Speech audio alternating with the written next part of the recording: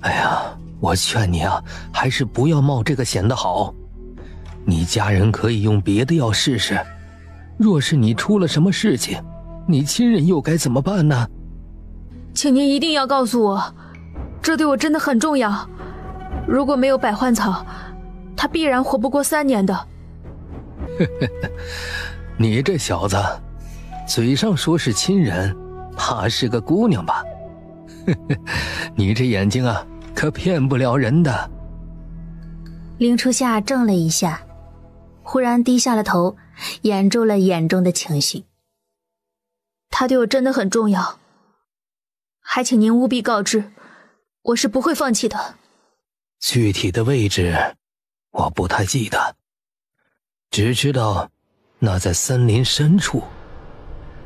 我们走过了路，误入那地方，那里丛林密布，气候却十分的温和，非常适合花草的生长。那里很危险，越是美丽温和的地方，猛兽就越多。林初夏点点头，看着那幽暗密布的丛林，眸中却不知道在想什么。你可要想清楚了呀，这一去啊，可是九死一生啊！你还年轻，为了一个姑娘，值得吗？一日一早，昨日跟林初夏的少年收拾着行李准备出发，却发现队伍里的那个少年已经不见了。老邢自然也知道，他看着自己的篓子中多了许多的东西，这是那个少年给他的报酬。不知道是昨夜什么时候不见了，他竟然是真的去寻东西了。脱离了队伍的林初夏，顺着老荀指的方向，沿着河流一路往前走。看到一个小瀑布，林初夏不由得露出了欣喜之色。这5、6天跟着人群，她一个女子碰见溪水，却连个澡都没办法洗，身上都快有味道了。而今分开，倒是轻松了不少。林初夏刚放下药篓，看了一下周围，觉得十分的隐蔽安全，就想梳洗一下。手刚放到领子上，忽然这寂静的只能听到动物声的山林之中，一道破空声传来。林初夏无暇多想，直接飞身上了一棵枝繁叶茂的大树上，用树叶挡住了身形。刚一上去，只见一个玄色衣衫的男子飞身落到他刚才落脚的地方，而后2个黑衣人手里拿着刀，不由分说地朝着悬衣男子砍过来。男子身上明显地受了伤。林初夏躲在树上，不愿意多管闲事，盯着下面自己的药篓子，只希望这些人不要发现，早点离开。悬衣男子寡不敌众，眼看着就要落败。正在此时，男子手中忽然洒出来一把药粉。黑衣人猝不及防，脸上虽然蒙着面巾，可是那毒药直奔眼睛。2个黑衣人顿时捂住双眼，在地上打滚起来。林初夏看得很清楚，红色的鲜血顺着黑衣人捂着眼睛的手缝中流出来。悬衣男子冷漠地看着这一幕，看到2个人彻底的死去，似乎放下了心。林初夏看到这惊悚的一幕，捂住嘴，不敢让自己发出一点声音。什么人？下来！忽然，男子手中的长剑对准了林初夏藏身的这棵树。男子看到了林初夏的打扮，却丝毫没有放下戒备。什么人？我来采药的，听到声音就藏了起来，我什么都没有看到。既然是个采药的，会医术吗？过来帮我包扎一下，不要耍花招。我虽然受伤，可是杀人的本事还是有的。这荒山野岭的，死了人怕是也没人知道。林初夏暗想，要不要在纱布上下点毒药。正在想着，就听树林中又传来几声口哨声。男子回应了，不多时，2个青衣男子便到了这里。属下中了别人的调虎离山之计，连累主上，还请主上责罚。行了，谁能想到他们能追杀到这个地方，将地上的尸体处理了。是。一男子领命，上前将地上的尸体扔得远一些。我们的人折了几个？我们自己人还有7、8个，听到声音很快就能赶来会合。只是那几个认识草药的采药郎都死了。这山中凶险，他们武功虽然都是百里挑一的，但是却不认得草药。这采药郎都死了，他们不认识，还怎么找想要的东西呢？这里正好有一个，向导没事就行。男子松了一口气。凌初夏听他们的对话，口音不像是东林的人，反而更像是南楚之人，心中顿时起了警觉之心。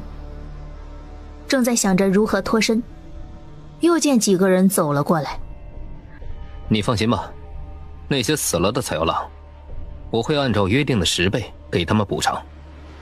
至于你，只要找到我要的东西，不会亏待你的。男子看着地上瑟瑟发抖的向导说道。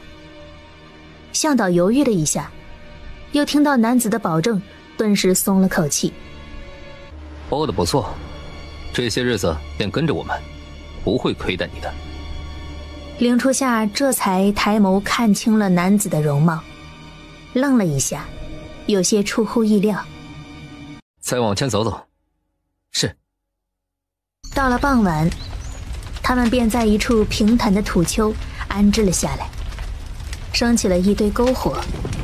向导看着凌初夏单薄瘦弱的身子，小伙子，别怕，等他们找到想要找的东西，就能把你一起带出去。只要你好好听话，不会亏待你的。我都跟了他们1个月了。凌初夏闻言，连忙乖巧地点点头，知道他是好意。从青衣人对他的称呼，他听出他叫连麻子。连哥，您知道他们在找什么吗？这连麻子看了下周围，神秘兮兮地在凌初夏的耳边低声说道：他们在找百幻草，那玩意儿啊，你怕是都没听过。那百幻草啊，可以解天下奇毒，但是不好找啊。若不是碰见有人刺杀，他们都是昼伏夜出的。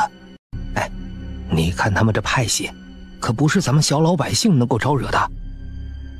都这种荒山野岭了，还有刺客追杀，而这些人训练有素，为首的男子无意间就流出的神情和动作，显然出身不是一般的富贵，更像是勋贵人家养出来的。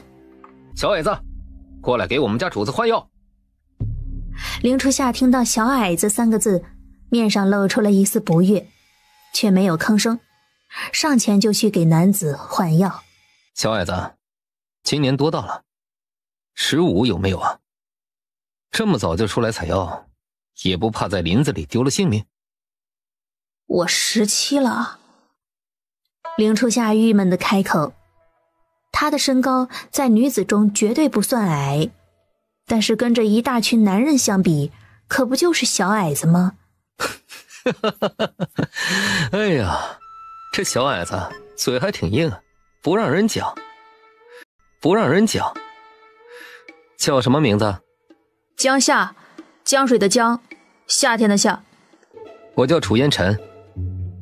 楚烟尘发现，同样在晒，这小子皮肤倒是挺好的，没一点胡子。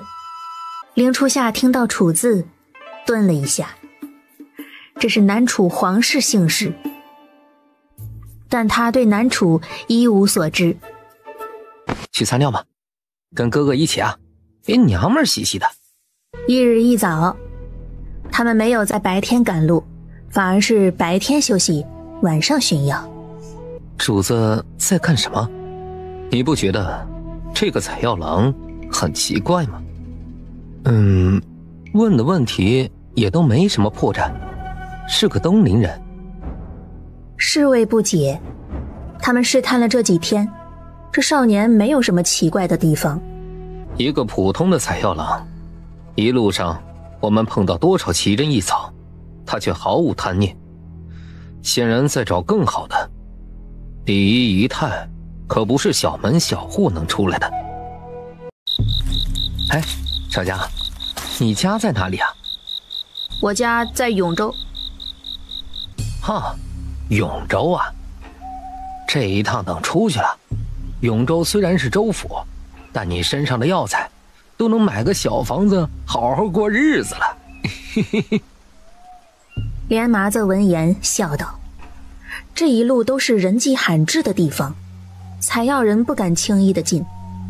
才几日，凌初夏的小背篓里就装满了好东西。凌初夏点头笑了笑，见楚烟尘走了过来。哎，少爷，怎么了？没事。小江成亲了？凌初夏怔了一下，随后点点头。楚烟尘听到成亲，笑了笑。听闻你们东林成亲早，你今年有18了吗？这么早就成亲了？凌初夏没说话，对连麻子问道：听闻永州最近来了一位王爷，还是个亲王。啊，我来的时候听说了，我家也在永州城，说是皇子，具体的就不知道了。有人接管了永州城吗？看凌初夏真的不知道的样子，楚烟尘笑道：你们在永州真该关注一下，毕竟接管永州的可是东陵皇帝的亲儿子，不过是个残废。这残废的人心里都不太正常吧？哼，话说呀，那安宁侯虽然没有什么大本事，将南疆治理的也还算不错吧。这位亲王一来，哼，怕是热闹了。我和我家人约定1个月后聚头，如今我在林中已经耽误了快1个月了，想跟各位辞行。着急什么？等我们找到了东西，自然会放你离开。楚烟尘显然没有跟凌初夏商量的意思，声音也带着几分玩味。在这里转了快1个月了，却毫无百幻草的踪迹。白芷在外面等的都快要急死了。黄昏时分，天色湛蓝的如同水洗过一样，夕阳西下，美不胜收。将东西收拾了，咱们快要出发了。楚烟尘看着他防备的动作，挑眉笑了一下，转身就离开了。话音刚落，就听青衣人大声地喊道：主子小心！一道冷箭从背后射过来，楚烟尘闪身避开，泛着寒光的箭头直直地插入树中。啊，这连麻子吓得不知所措。这群人从他街上，这已经是第4批刺客了。就算眼力不济，也可以看出来，青衣人明显落了下风。凌初夏不再犹豫，拉着连麻子就跑。怎么，不跑了？一声带着几分笑意戏谑的声音传来，凌初夏顿时浑身都起了汗毛。凌初夏警觉地看着来人，楚烟尘孤身一人。凌初夏权衡了一下两人的武功，握紧了手中的毒药。你一直都在伪装，全程都防备着我们，就算是来采药，哪怕跟我们找的是同一种药物，也不该这么大的反应。所以你到底是什么人？楚乃南楚国姓，你碰到这么多次刺杀，显然不是寻常人。我只是来采药，不想跟你们有任何的瓜葛。你们东陵人阴险狡猾，你装作采药出现在我身边的时机，让我不得不怀疑你是不是故意接近我的。被害妄想症。凌初夏听到这样的理由，顿时无语了，一时间不知道是不是要哀叹一声，自己有点太倒霉了。我说江夏，你要试试，是我的剑快，还是你的毒药更快？说吧，故意接近我有什么阴谋？我真的是来采药的，只是我要找的也是百幻草，凌初夏退到一个相对安全的地方，天色越发的沉了，楚烟尘却满脸写着不信。你当我是傻子吗？你带着东陵京城独有的口音，可不是什么永州人，从京城跑到南疆，千里迢迢为了寻找东西。哼，找到人也死了吧？凌初夏真的是百口莫辩，看楚烟尘靠近，却发现丛林之中跑也会被追上的。忽然天上雷声大起，不过片刻就下起了瓢泼大雨。楚公子，在这里谁都没有好处，你不能保证你的剑刺到我的时候，毒药会不会在你的身上，所以我们不妨给彼此一点时间。两个人不过一会儿的功夫，早就已经浑身湿透了。哼，你每天神神秘秘的，谁知道是不是你在路上出卖了我们的行踪？你……凌初夏简直气得说不出来话了。怎么，无话可说了？凌初夏的心中清楚，他在等着雨更大，他身上藏的毒药粉都被雨水稀释冲走。他是女儿身，这荒郊野外总是要去方便的吧，都能被这楚烟尘理解成这个样子。原来是个女子。先找个地方躲躲吧，不然我们就会先冻死在这山里了。晚上的山中可是格外的寒冷，天气复杂又多变。两个人一起找了一个宽阔的山洞。不烤火吗？会生病的。这种天气啊，找人最是困难。不用担心那些人会找来此地，这山中的雨我们提前也有算过，最多也就2-3天。你真名叫什么？不是真的叫江夏吧？你不是永州人，京城来的？这般来找药，什么人这么重要啊？你这是在调查我吗？我确实是从东陵京城来的，你身上的毒药寻访名医，还不到费用百换草的地步。何况你如果想要，还要亲自来这么危险的地方。那你呢？我们需要坦诚一点吧。楚烟尘微笑着看着凌初夏，这少女眼眸清澈，却又仿佛藏着很多的秘密。我先说吧，我确实中了毒，不过我身上的毒药是到了这里第一次被追杀的时候中的。我一直不走，一来是为了有时间让我的人调查我身后那群人的主子，二来为了我母亲而找。楚烟尘犹豫了一下，眼睛发亮地看着凌初夏。这少女年纪不大，可是医术搞不好会比想象的更好。你呢？我是为了我一个朋友来这里找百换草的，我答应一定会给他解毒的。凌初夏低头，他想陆凌寒了。是你心上人吗？我父母双亡，只剩下我一个人，所有人都把我当拖油瓶，利用我，算计我。他也骗了我，可是他却是唯一一个帮我的人。还真惨了，我比你幸运多了，但是怕也没什么幸运的。我爹死得早，我兄弟对我也很好，但是他死的时候，我却知道了一个秘密，他居然要下毒杀我母亲。若非发现的早，我母亲就是一具尸体了。你说我要不要好好报复他一下？楚烟尘说着，忽然自己也觉得有些可笑的笑了起来。他的父亲兄弟哪里有一个好东西？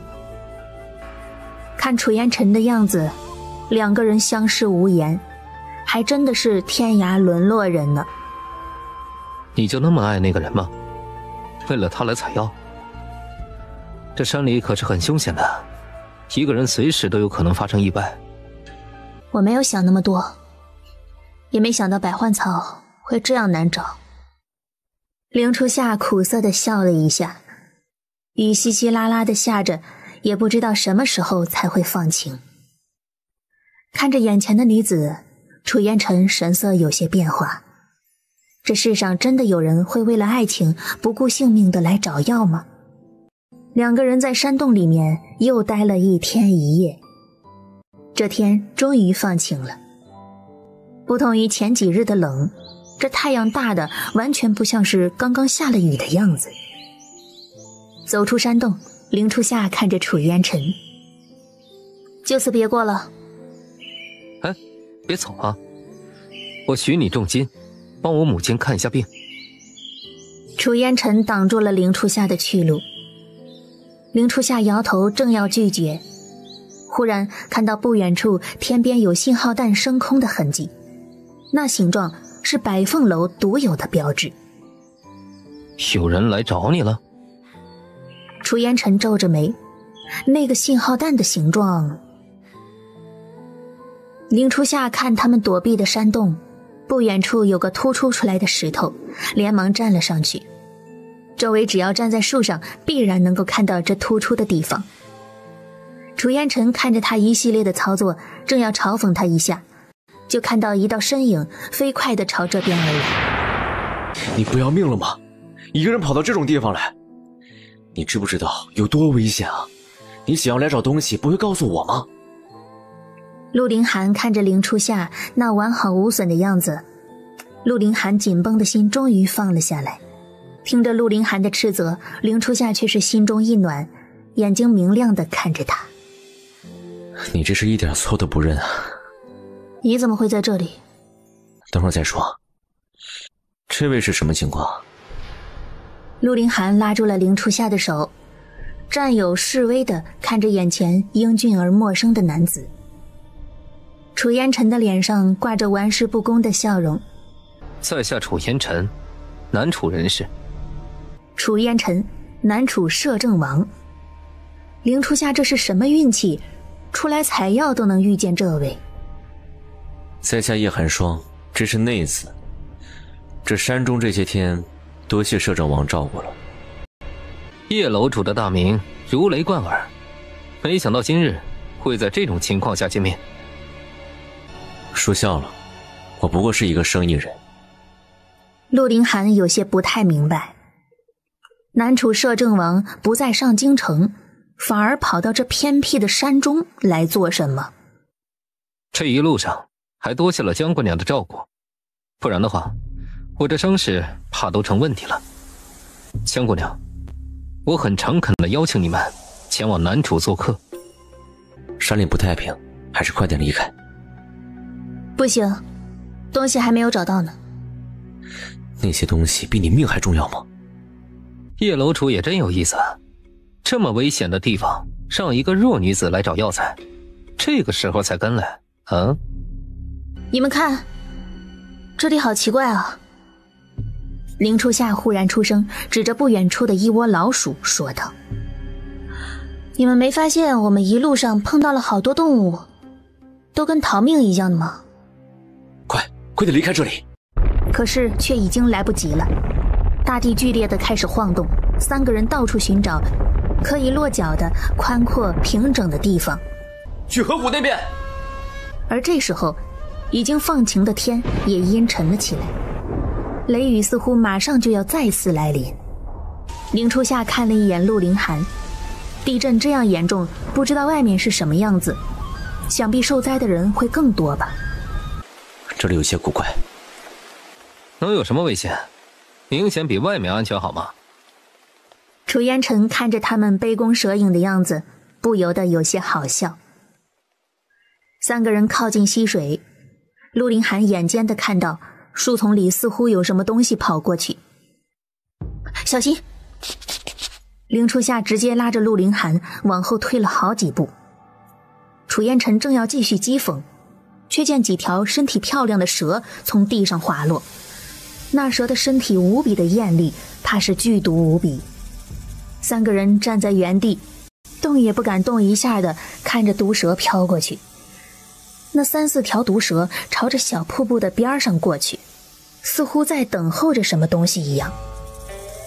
而这个时候已经临近黄昏，令初夏顿时有了一个大胆的猜测：百幻草生长的地方必然有猛兽看守，他们阴差阳错地撞进来的这个地方，可能就是要找的地方。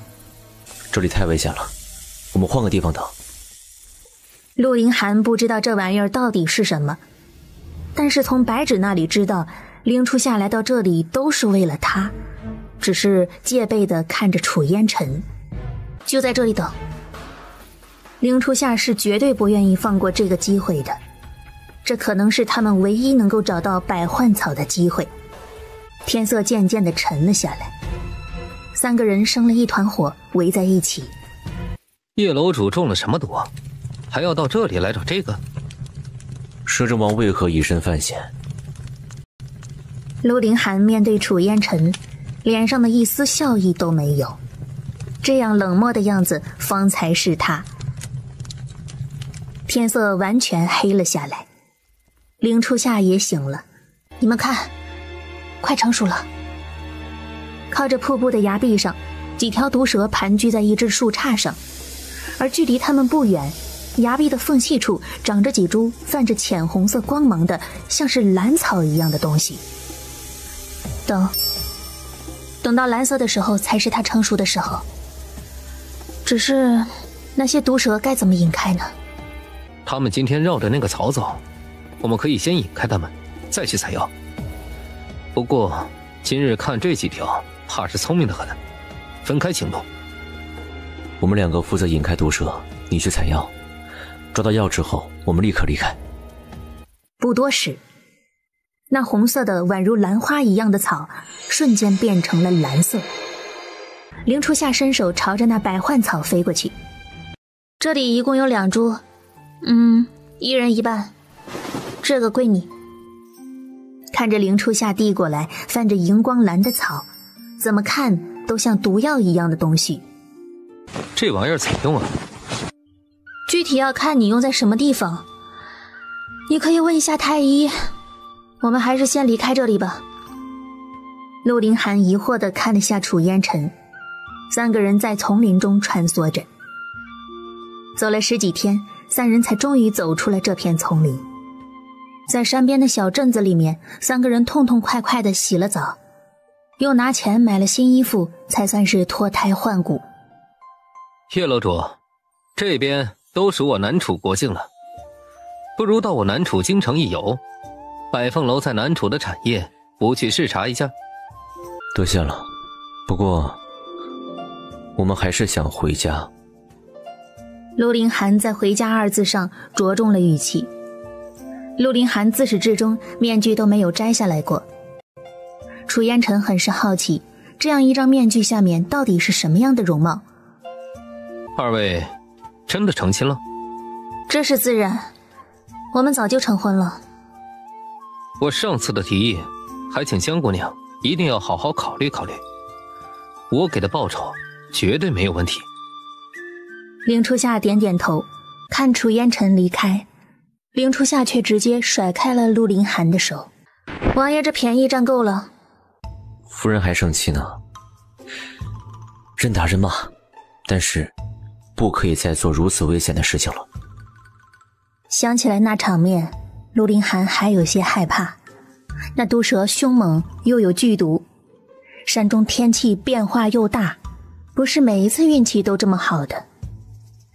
谁是你夫人？明媒正娶的，怎么就不是夫人了？看陆凌寒脸皮厚的样子，令初夏扑哧一下笑了起来。这件事算是就这样过去了。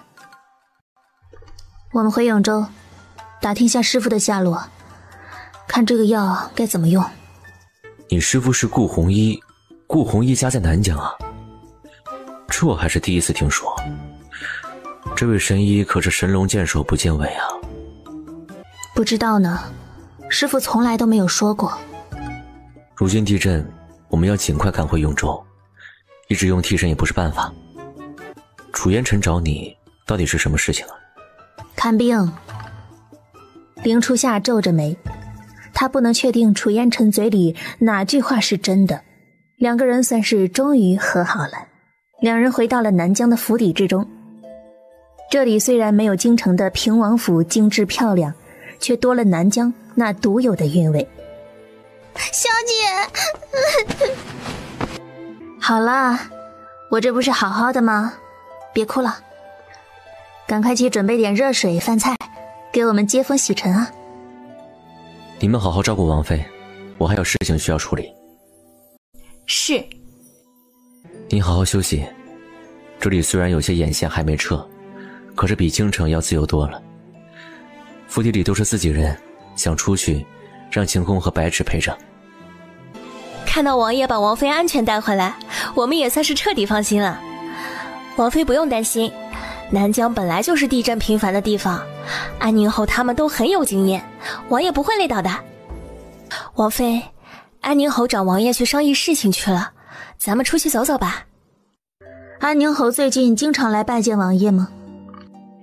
这南疆现在是王爷的封地，皇上的意思是大小事情都交给王爷来处理，安宁侯掌管地方兵马，自然要先见。还有地方官吏还未来得及见，过些日子怕是要举行宴会，辛苦王妃了。林初夏闻言点了点头，内宅交际是必不可少的。不过王妃不用担心，您是这地方最大的，他们都要讨好您呢。等咱们回来，所有地方官吏内卷的消息都收集好了，您大概看一下就是。永州是南楚和东陵边界最繁华的城市了，虽然比不上京城，却是多了许多异域风情，更开放包容，有一些京城看不到的吃食和玩具。白芷和晴空虽然来了1个多月了，但是却都关在府中，两个小丫头逛得比林初夏还要开心。晴空，你可知道永州江家？林初夏几个人累了，坐在一处茶楼包厢里休息。江家？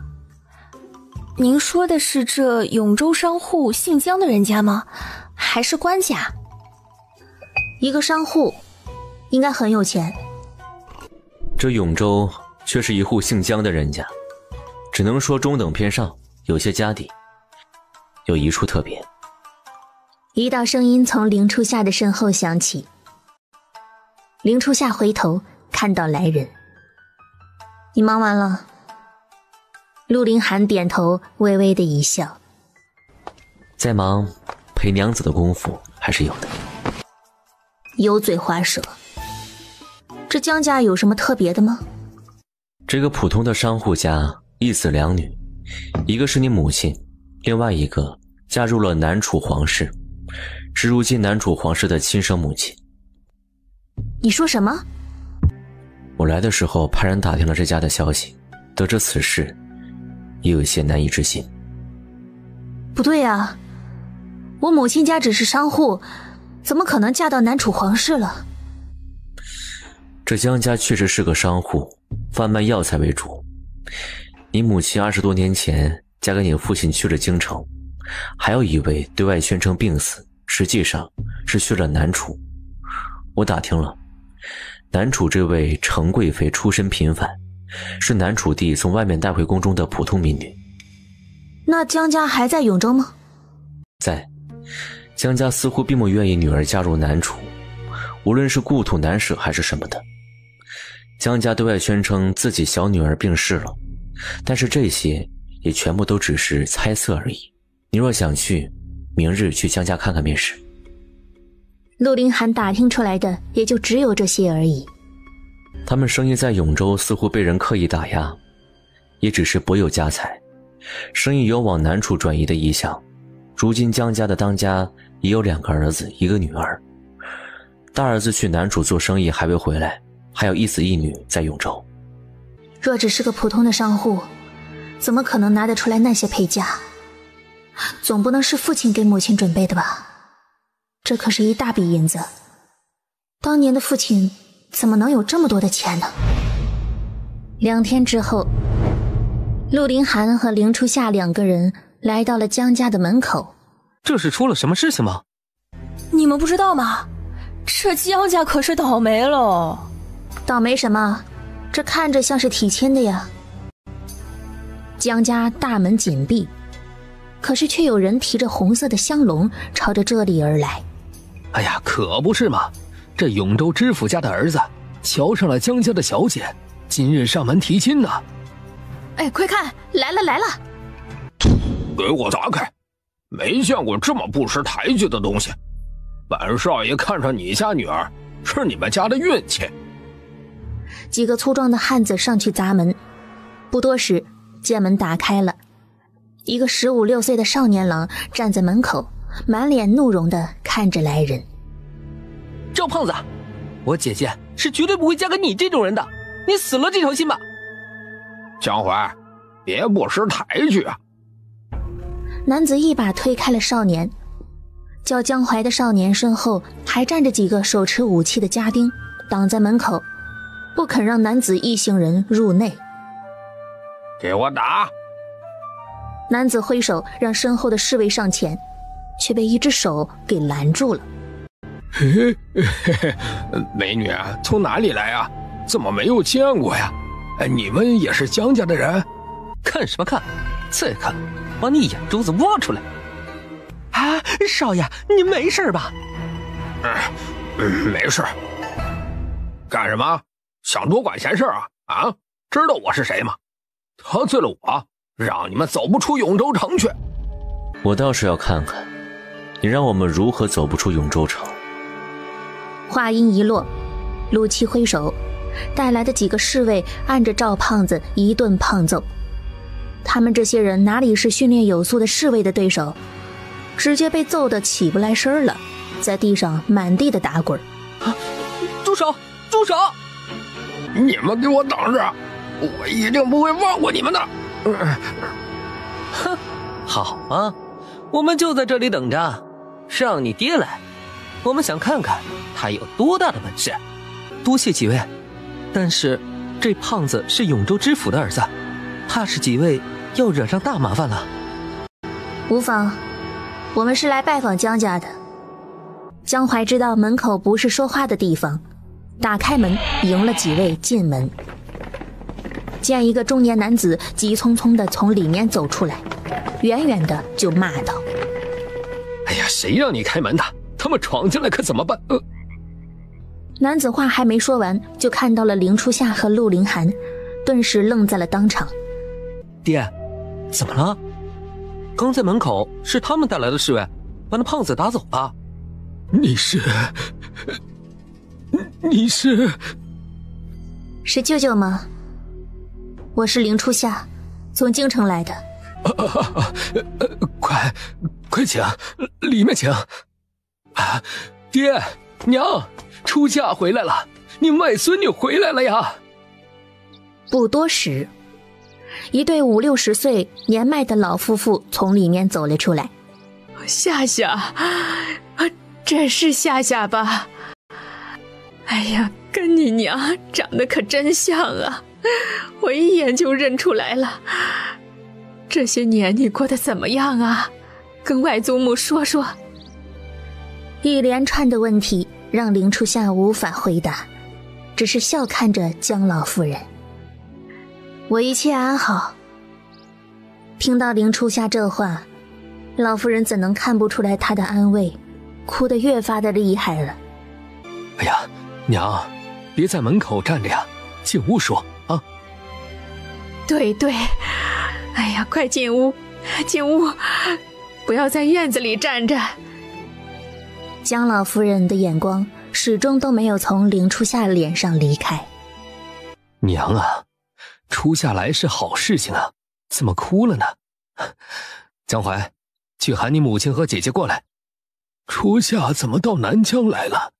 可是京中出了什么事情吗？江老爷子见情绪都稳定下来，目光看向旁边的陆凌寒。在家陆凌寒是初夏的夫君陪初夏过来的。你成亲了？江老夫人愣了一下，她看着陆凌寒的轮椅，一时间不知道如何反应。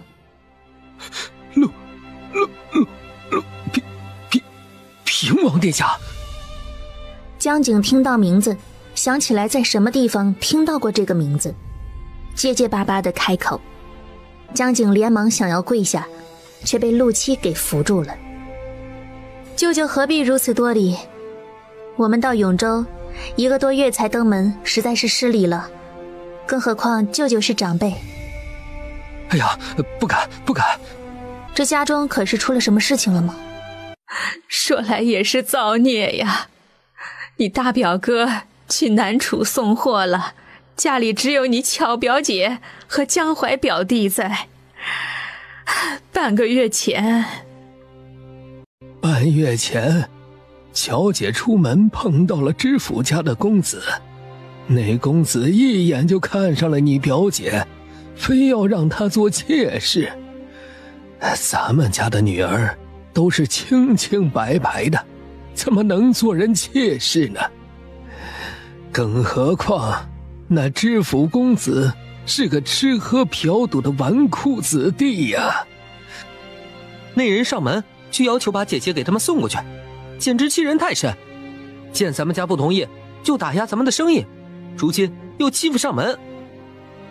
江淮带着一个面目和善的中年妇女和一个年轻的姑娘进门。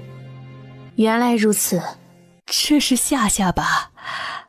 来，灵儿，见见你表妹。舅母，表姐无需多礼，这都是小事，放心吧。夏夏，京中这天高皇帝远的，别给你添麻烦。哎呀，多谢王爷，王爷大恩大德，没齿难忘。舅舅，快起来。王爷。江夫人和江玲都吃惊地看着陆凌寒。江景一个铁铮铮的汉子，这半个月来却束手无策，生意被打压得厉害。他们到底只是商户，哪里斗得过官府？舅舅原本打算如何？本打算呢，将他送到南楚去，那混蛋却堵在城门口，严禁我江家的出入。我都想跟他鱼死网破呀！老爷，那赵家又来了，还敢来？好久没动过手，不如去试试。夏夏，老夫人见凌初夏似乎想要动手，连忙看了一眼陆凌寒，却见陆凌寒只是微笑着看着，并未制止。祖母放心，这幽州知府算得了什么东西，一个4品小官罢了。我帮夫人解决麻烦，夫人可有什么好处？你想要什么好处？等我想好了告诉你。两人正说话间，就见一帮穿着官服的人闯了进来，为首的正是刚刚被打跑的赵胖子。就是他们。江老爷，这是怎么回事啊？怎么好好的把我家少爷给打了呢？江景没吭声，赵胖子都找了江家半个多月的麻烦了，没想到江景软硬不吃，怎么都不肯让女儿做妾。敬酒不吃吃罚酒，给我把他们都抓到地牢去，放肆！让你们家老爷一路滚到平王府来见本王。陆七抽出了腰间的腰牌给管事的看。哼，你算什么东西，还让我爹！赵胖子还要骂，管事的看清楚腰牌上面的字，腿一软，当即就跪在了地上。找麻烦都找到王妃的舅舅家，你们也算有本事啊！啊？你说什么？江家是平王妃的外家？怎么先前一点消息都没有啊？哎呀，这谁知道啊？江家这么多年，从来没听说过有什么皇亲国戚呀。爹。赵胖子还没开口，就被赵知府怒吼了一声：“你给我闭嘴！王爷让您滚到平王府去见他。”管家有些艰难地开口。平王府的侍卫还带着刀在府衙门口站着呢。这，老爷，搞不好啊，这是个机会呢。您想想啊，这王爷到了永州，到目前为止除了安宁侯，一个都没见过这位爷。咱们只要诚恳点，是不是就是能拉拢？少爷得罪的是王妃的外家，咱们现在还不清楚到底具体是什么关系。咱们可以亲自去江家登门道歉。这王爷王妃是什么性子，咱们一无所知啊。知府大人考虑好了吗？我家主子还等着呢。姑娘，赵知府还未开口，白芷就已经别过脸，看都不多看一眼。等凌初夏和陆凌寒从江家离开，回到王府的时候，沾着一身土的赵知府已经在王府门前站了1个多时辰了。臣见过王爷、王妃娘娘。起来吧。知道本王为何让您滚着过来吗？臣教子无方，得罪了。一匹快马直奔王府而来。看到这场面，来人不由得说道：王爷这是做什么呢？本王在教导赵大人如何做官。赵大人在永州多年，兢兢业业的，可是有什么地方得罪了王爷？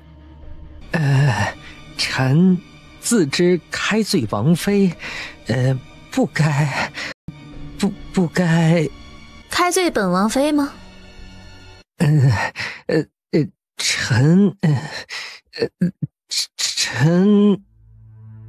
赵知府一时间不知道说什么才好。纵容你的儿子欺男霸女，在位期间以权谋私，贪赃枉法，需要本王一一列举吗？赵知府膝盖一软，跪倒在了地上。得罪本王妃，你还真敢说？侯爷，里面请。到了这个时候，安宁侯只是看了一眼赵知府。这个蠢货，到这里已经完全废掉了。平素里在这永安城嚣张跋扈也就罢了，偏偏还不知道收敛。王爷，臣冤枉啊！臣。关于你的罪证，本王入永州之后便已经打听清楚，实在是罄竹难书。全城公告，明日一早，请全城百姓到衙门门口，有什么冤屈，本王做主。是。哎呀，侯爷救我呀！这些年臣对侯爷。赵知府立即将求救的目标看向了安宁侯。这些年他可是没少讨好这位侯爷呀。臣这些年在永州不管干涉地方，没想到他竟然如此胡作非为。王爷调查得如此清楚，真是永州百姓之福啊！先押入牢房，明日再审。陆七，派人去赵府抄家。安宁侯，里面请。江家的夜晚灯火通明。爹，夏夏怎么会嫁给平亲王呢？这林家好本事啊！事已至此，就不用收拾东西去南楚了。江家危机虽然已经解除，但是这种无权无势的日子，连一个知府都能踩在咱们头上，您真的甘心吗？我知道，你早就想全家去南楚。你小妹当年不顾阻拦，嫁给南楚王室。那南楚王室图的是什么？你不知道吗？何况，你小妹虽然贵为太后，但是南楚可是摄政王说了算。那又如何呀？如今南楚小皇帝是您的亲外孙，摄政王还能对咱们家怎么样不成？江景不解，他父亲淡泊功名，在这个小地方这么久，欺压成了这样，也毫无斗志。您不为您自己想想，也该为孙子的前途和乔姐的婚事想想啊。不用说了，当年我便问过你的志向，也是你愿意在这里做个小商人的。儿子才疏学浅，没什么本事，可是我这2个儿子不同啊。不该埋没在市井中啊。儿孙自有儿孙福，如今永州有平王坐镇，有夏夏这层关系在，平安无虞。南楚朝局复杂，你别想太多了。那平王身体羸弱，听闻是个病秧子呀。你说小妹好端端的没了，留下个孩子，林家怎么就舍得？林家那老夫人手段狠辣，夏夏想必吃了不少苦头。平王看着却不似传闻中那样。你让你媳妇儿和乔姐明日备些礼上门去谢一下，让全城都看到我江家今非昔比，生意自然就好转了。夜晚的王府凉风习习，林初夏在院子里坐了很久，茶都换了几壶，才看到陆凌寒从书房回来。怎么不睡啊？累了吗？你问了吗？安宁侯虽然平庸了些，也是世家大族出来的，哪里就这么容易相信我们？父皇虽然下旨我接管南疆一切事务，但是兵权还是在安宁侯的手中。父皇也是防备我，只有将南疆民生先治理好了，才能徐徐图之。这样，如果一旦京城有变，我们才能挥师京城。这是陆凌寒从一开始就计划好的。林初夏也深深地明白这一点。今日你觉得江家如何？知道这些事情都是急不来的，林初夏转移了话题。不似表面上看到的那样，但是我调查了江家40多年前就从外面迁居永州，做药材生意，做得很大，到现在也是永州排得上号的商户。只是我总觉得哪里不对。他们对我们倒是很热情，不似作为。江家不太像商户，让人困惑的是那位太后娘娘啊。看林初夏还想说什么，陆凌寒连忙制止。良辰美景，夫人非要跟我在这里讨论正事吗？他的眼中都是温柔的笑意，仿佛盛满了星辰。一朝被蛇咬，10年怕井绳。前世的记忆如影随形，他不敢去相信任何人。我知道，你怕我辜负你的深情。初夏，相信我一次，我与旁人待你的心是不同的。翌日一早，府衙门口有人敲锣打鼓，对百姓喊道：若谁有冤屈，尽可以上前鸣冤，一切由我家王爷做主。素日里风光无限的赵家父子此刻狼狈地跪在地上，围观的人群却没人敢上前落井下石。我冤枉啊，冤枉啊，王爷不能。哼，你冤枉什么？强占良家妇女？草民有冤，草民要状告他们权势压人，昨日上门想要强占我姐姐做妾。有了人开头，场面顿时热闹起来。陆凌寒看着一旁的文书，记着赵家的罪行，推着轮椅走到了姓赵的眼前。你是不是以为你在京城的主子会给你求情啊？真的是看得起你自己啊。赵知府变了脸色，一脸不可置信地看着陆凌寒。你真以为本王一无所知吗？这里天高皇帝远，你真以为你忠心耿耿，你的主子就能看到吗？这里天高皇帝远，你真以为你忠心耿耿，你的主子就能看到吗？哼，区区一个4品知府，安贵妃会护你？太天真了。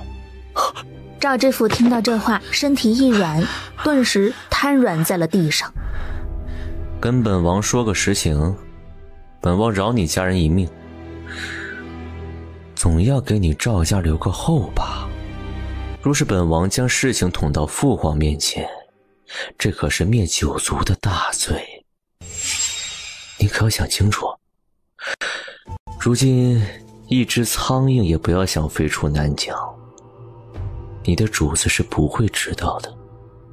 王爷真的愿意留给我儿子一条性命？这是自然。陆凌寒厌恶地看了一旁的胖子，听赵知府说道：原来王爷来南疆是有备而来呀。平王爷和传说中可是相去甚远呐。那就请赵知府将一切都交代清楚，本王才好留你儿子性命。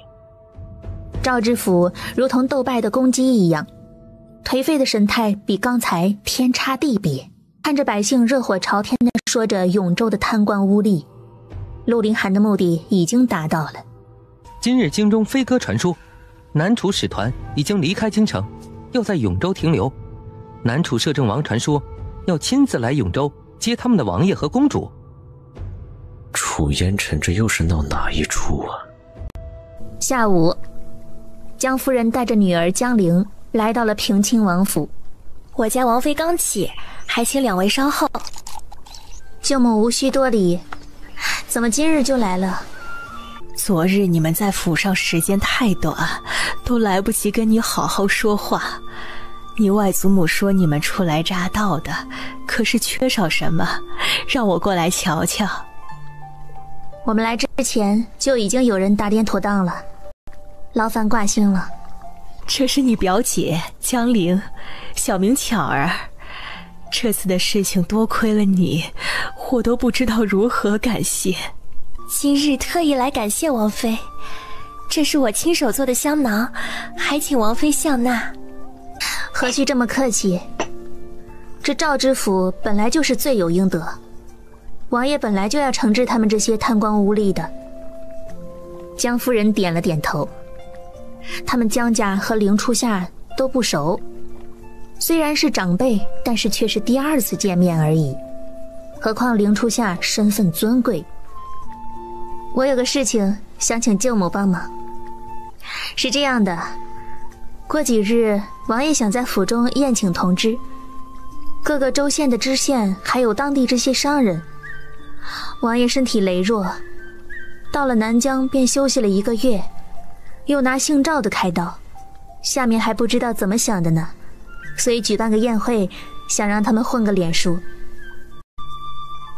原来如此，只是我们只是商家人家，虽然有些经验，但是怕帮不上什么忙。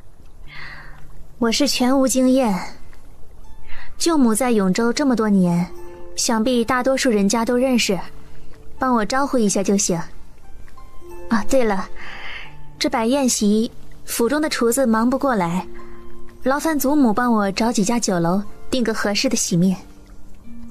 凌初夏见江夫人紧张，连忙宽慰道：何须这样麻烦，咱们自家便是有好几家酒楼，让他们过来便是，看你需要什么菜色。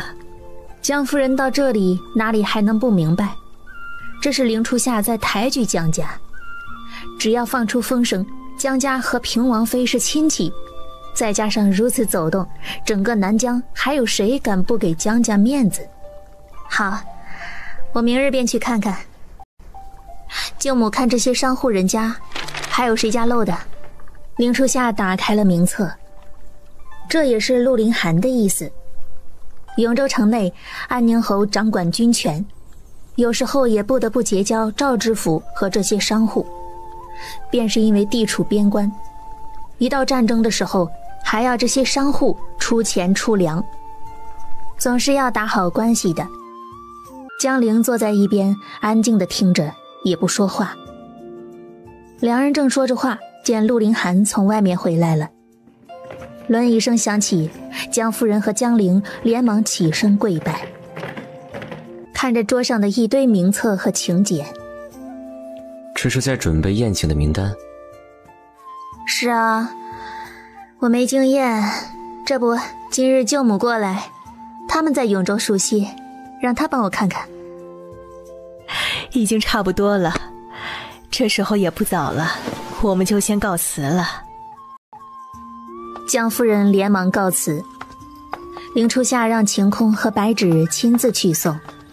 江家为什么还没查清楚？你就这么抬举他们？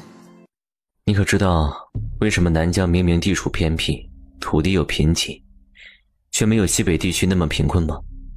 药材嘛，林初夏好歹是个大夫，这些产地他自然是清楚的。对，南疆生产药材，但运输困难，江南很多商人并不知晓这里的药材价格比当地低了1倍。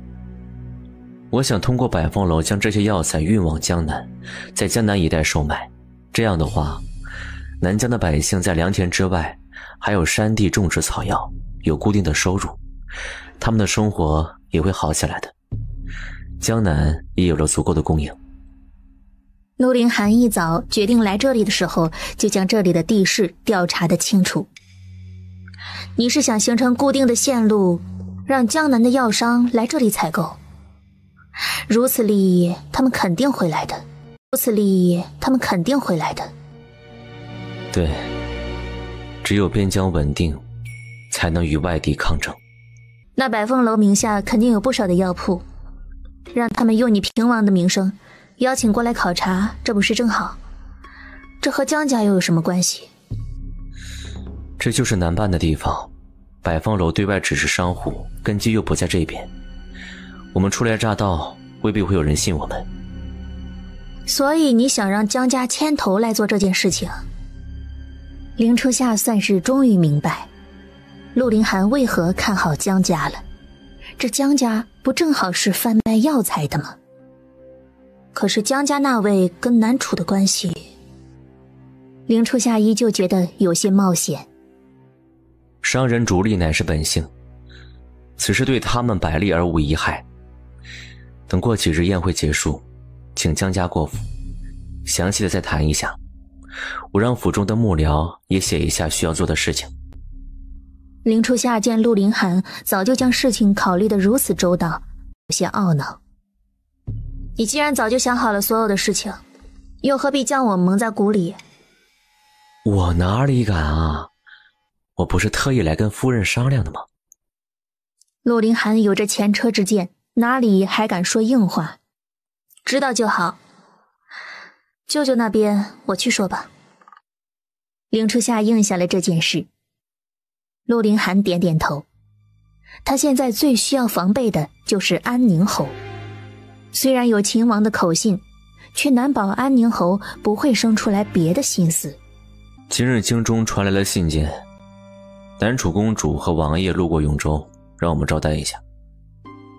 这是应该的。怎么了？楚烟尘要亲自来接。那位摄政王好端端的亲自来永州做什么？楚烟尘这次夺位中，听闻身中剧毒，你看出来他到底有没有中毒吗？没有，我给他把过脉，我敢保证他身上的毒都是后来被追杀的时候中的，中毒不深，而且都有解药，远远不需要用百幻草的地步啊。所以我问过他，要百幻草有何用？我师父那边可有消息？陆凌寒摇头，在京城的时候知道顾弘一身在随州，他们立刻派人去了，却早已经人去楼空。别想太多，船到桥头自然直，已经这么多年了，也不差这些时候。不说别的，师父这样消失这么久，我也真的担心，不会出什么事吧？他可是寒衣圣手啊，能有什么事情？若是真的有事情，肯定会想办法通知你的。眨眼间就到了宴会的日子。平王府到南疆第一次邀请众人，哪里有人敢迟到？待在南疆的日子确实是比在京中安心多了，那种来自灵魂深处的安定，让林初夏喜欢上了这个地方。拜见王妃娘娘。表姐来了，来坐我身边。哎，这京中来的王妃啊，还没有从前赵知府夫人的排场大呢，真是吓死我了。可不是嘛，这王妃可是出身勋贵，这还挺好说话。嗨，你以为人家都是赵夫人那种暴发户不成啊？身边站的是江家的女儿呀，真没想到，这江家嫁出去20多年前都没回过家的女儿，竟然有这般运道，外孙女成了亲王妃。你说这王妃是江家的女儿？是呀是呀，我家祖辈都是永州的，我与那江家小姐可是旧相识了。20多年前呢，江小姐远嫁京城，之后我们就再也没见过了。这江家可真是好福气呀！众人羡慕地开口。宴会上的丫鬟都是王府的人，这些话自然也传入了林初夏的耳朵，他只是微微的一笑，不以为然。宴会到了下午，戏台子也唱了起来。劳烦舅母帮我招呼一下，我去就回。林初夏见晴空面色有些着急，也知道陆凌寒不会平白无故的忽然找他。王妃娘娘去吧，我们这里自会照顾自己。众人纷纷开口。林初夏颔首离开，走到前院，就见陆凌寒在等着他。是楚烟尘到了，现在在城门口，我已经派人去迎了。我怕他带女眷，所以让你也来了。他怎么会忽然过来？可能是南楚六皇子和公主快到永州了吧，算算时间也差不多了。原本按照边疆发来的消息，明日到的。可是什么？你说可是什么？你上次见他的时候自称自己是叶寒霜，我是你的妻子，现在我变成了平王妃，楚烟尘会怎么想？一队人马停到了平王府的门口，楚烟尘脸上挂着玩世不恭的笑意，从马上下来，打量地看着眼前坐在轮椅上的年轻男子。这位就是平王殿下，初次见面，久仰久仰。摄政王说笑了，匆忙而来，府中还在宴客，倒是要薄待了。是我来的匆忙，听闻公主和老六已经快到永州了，老六第一次出门，本王少不了要亲自来接。楚烟尘看着这位年轻的有些过分的男子，语气虽然不好，但是目光却毫无轻视之意。传闻东邻的这位平王10岁便重病缠身，身体羸弱，不是个高寿的。不知道永乐帝在想什么，将这个儿子派到南疆来。想到刚刚匆匆而去的人影，楚烟尘并没有太过在意，挑眉一笑，跟着陆凌寒进了门。进门后，楚烟尘才发现陆凌寒并不是在敷衍他，而是真的在宴请宾客。安宁侯看到楚烟尘，他自然是认识这位南楚摄政王的，抱拳行礼。倒是我打扰了各位的雅兴。原来是客，只是没想到你今日到了，是我的疏忽。这平王是携带王妃1个多月前就到了这里，到了就病倒了，今日一看，果然是个病秧子。王爷，既然你们在举行宴会，那我们就不打扰了。不知道是否给我们安排的有驿站？自然是有的，请跟我来吧。楚烟尘总觉得陆凌寒似乎什么地方有些眼熟。永州没有什么驿站，这几日就劳烦摄政王住在外院，地方我们都收拾好了。平王无需如此客气，是本王打扰了。王爷早点休息，我们就不打扰了。有什么需要吩咐奴才便是。劳烦了。楚烟尘直接回了房间，没有将陆凌寒看在眼里。陆七等贴身侍卫都有些不满。主子，他简直太过分了。何必理会，这种眼神京中不都是吗？走吧，看看宾客送的如何了。凌初夏一路跑到了后院招待女眷的地方，才松了口气。夏夏，你这是怎么了？啊，没事没事，就是南楚摄政王忽然到了城门口，王爷派人接了过来，怕是今日宴会要提前结束了。王妃娘娘怎么了？我不太舒服，想进去躺一下。你们代表我去送客便是了。凌初夏笑着吩咐2个人去送客，一直到天黑，所有的宾客都离开，整个王府也都安静了下来。楚烟尘正在回的路上，便看到一个中年妇女带着一个年轻姑娘，正要离开。江夫人和江陵忽然被人拦住，吓了一大跳。摄政王，这是我们王妃的客人，您……抬起头来，不知道王爷有什么事情吗？冒昧了，姑娘叫什么名字？楚烟尘微微的挑眉问道，丝毫不觉得自己的举动有些轻佻。江夫人，江小姐，怎么在门口？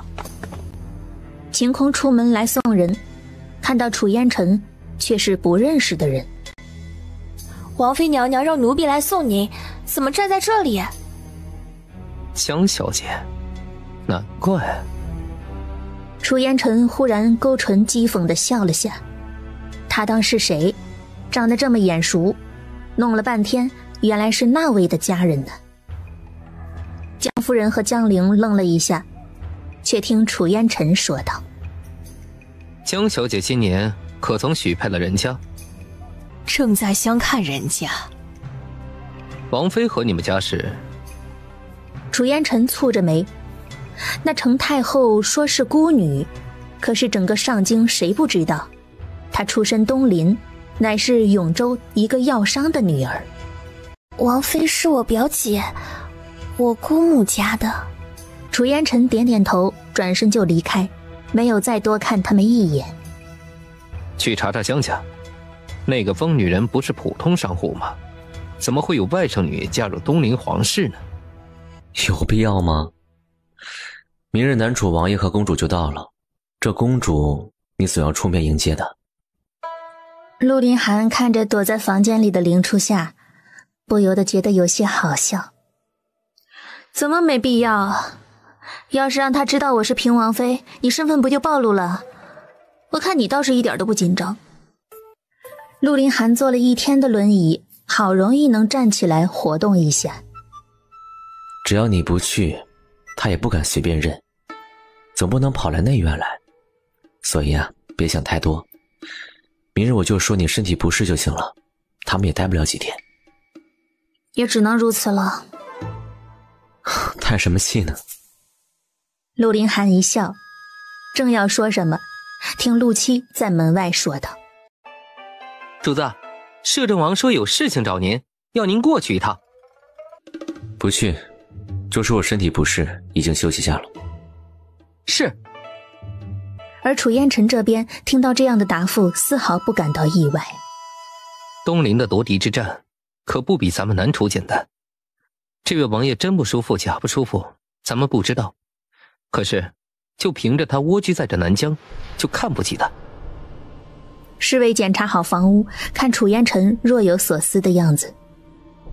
是吗？我倒是觉得还要再看看，到了封地未尝是没有别的打算。楚烟尘从不小看任何一个人。第二天上午，楚烟尘看到陆林寒，脸色都比昨日苍白了几分，心下更加的疑惑。摄政王今日可想到处走走，我怕是不能一起了。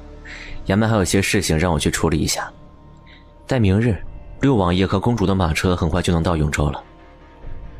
陆林寒直接将楚烟尘的话给堵了回去。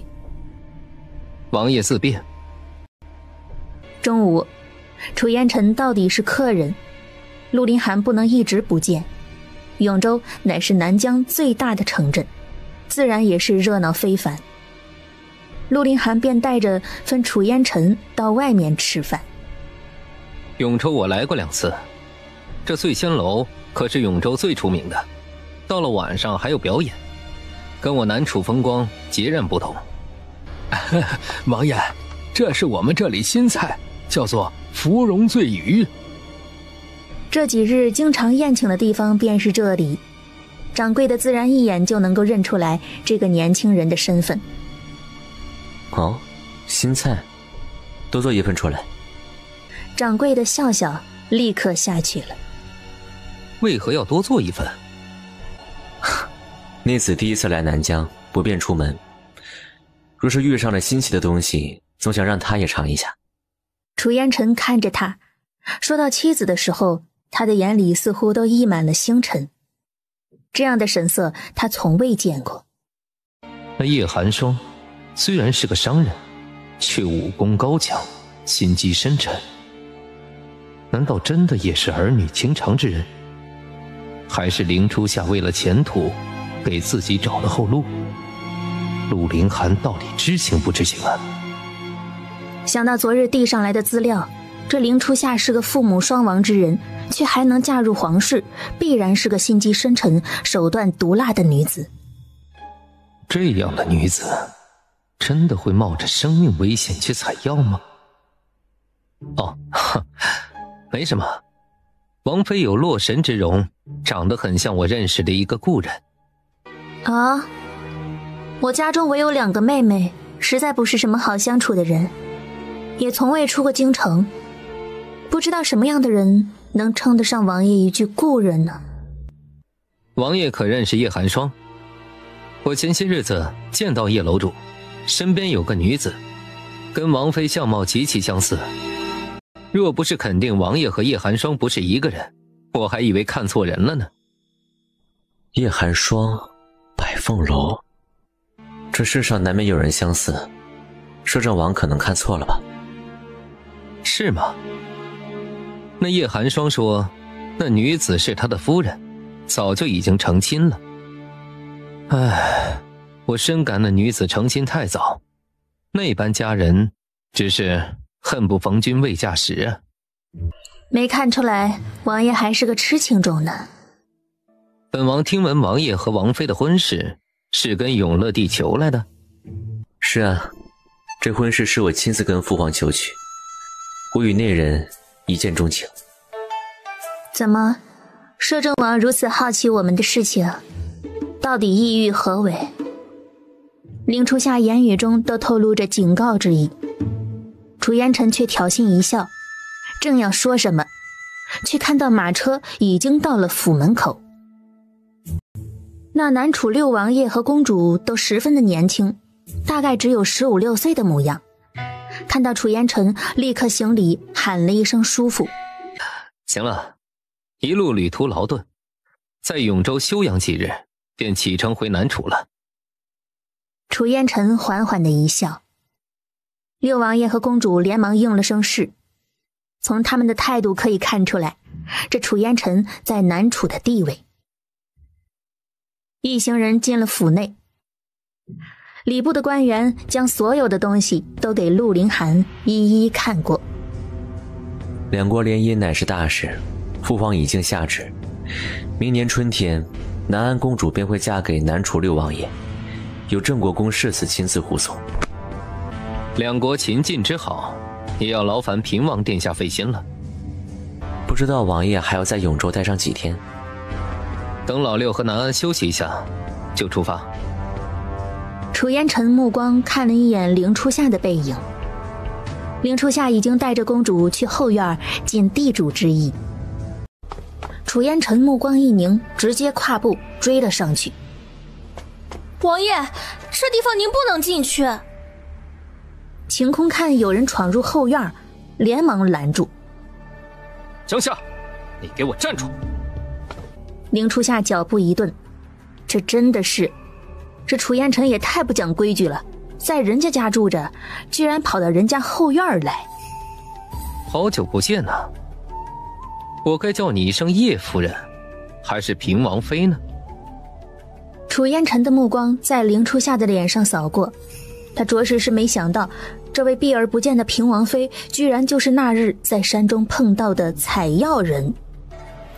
凌初夏微微的一笑，虽然有些尴尬，却不露分毫。那你到底是叶夫人，还是平王妃呢？或者，我能说叶寒霜就是陆凌寒吗？楚烟尘皱眉，没有见到凌初夏的时候，他怎么都没有将叶寒霜和陆凌寒2个人联系在一起。晴空，你下去吧，我有话跟摄政王讲。在这里，你还是叫我一声平王妃吧。希望这件事情，摄政王能替我保密。凌初夏的脑海中飞速一转，对着楚烟尘缓缓的一笑。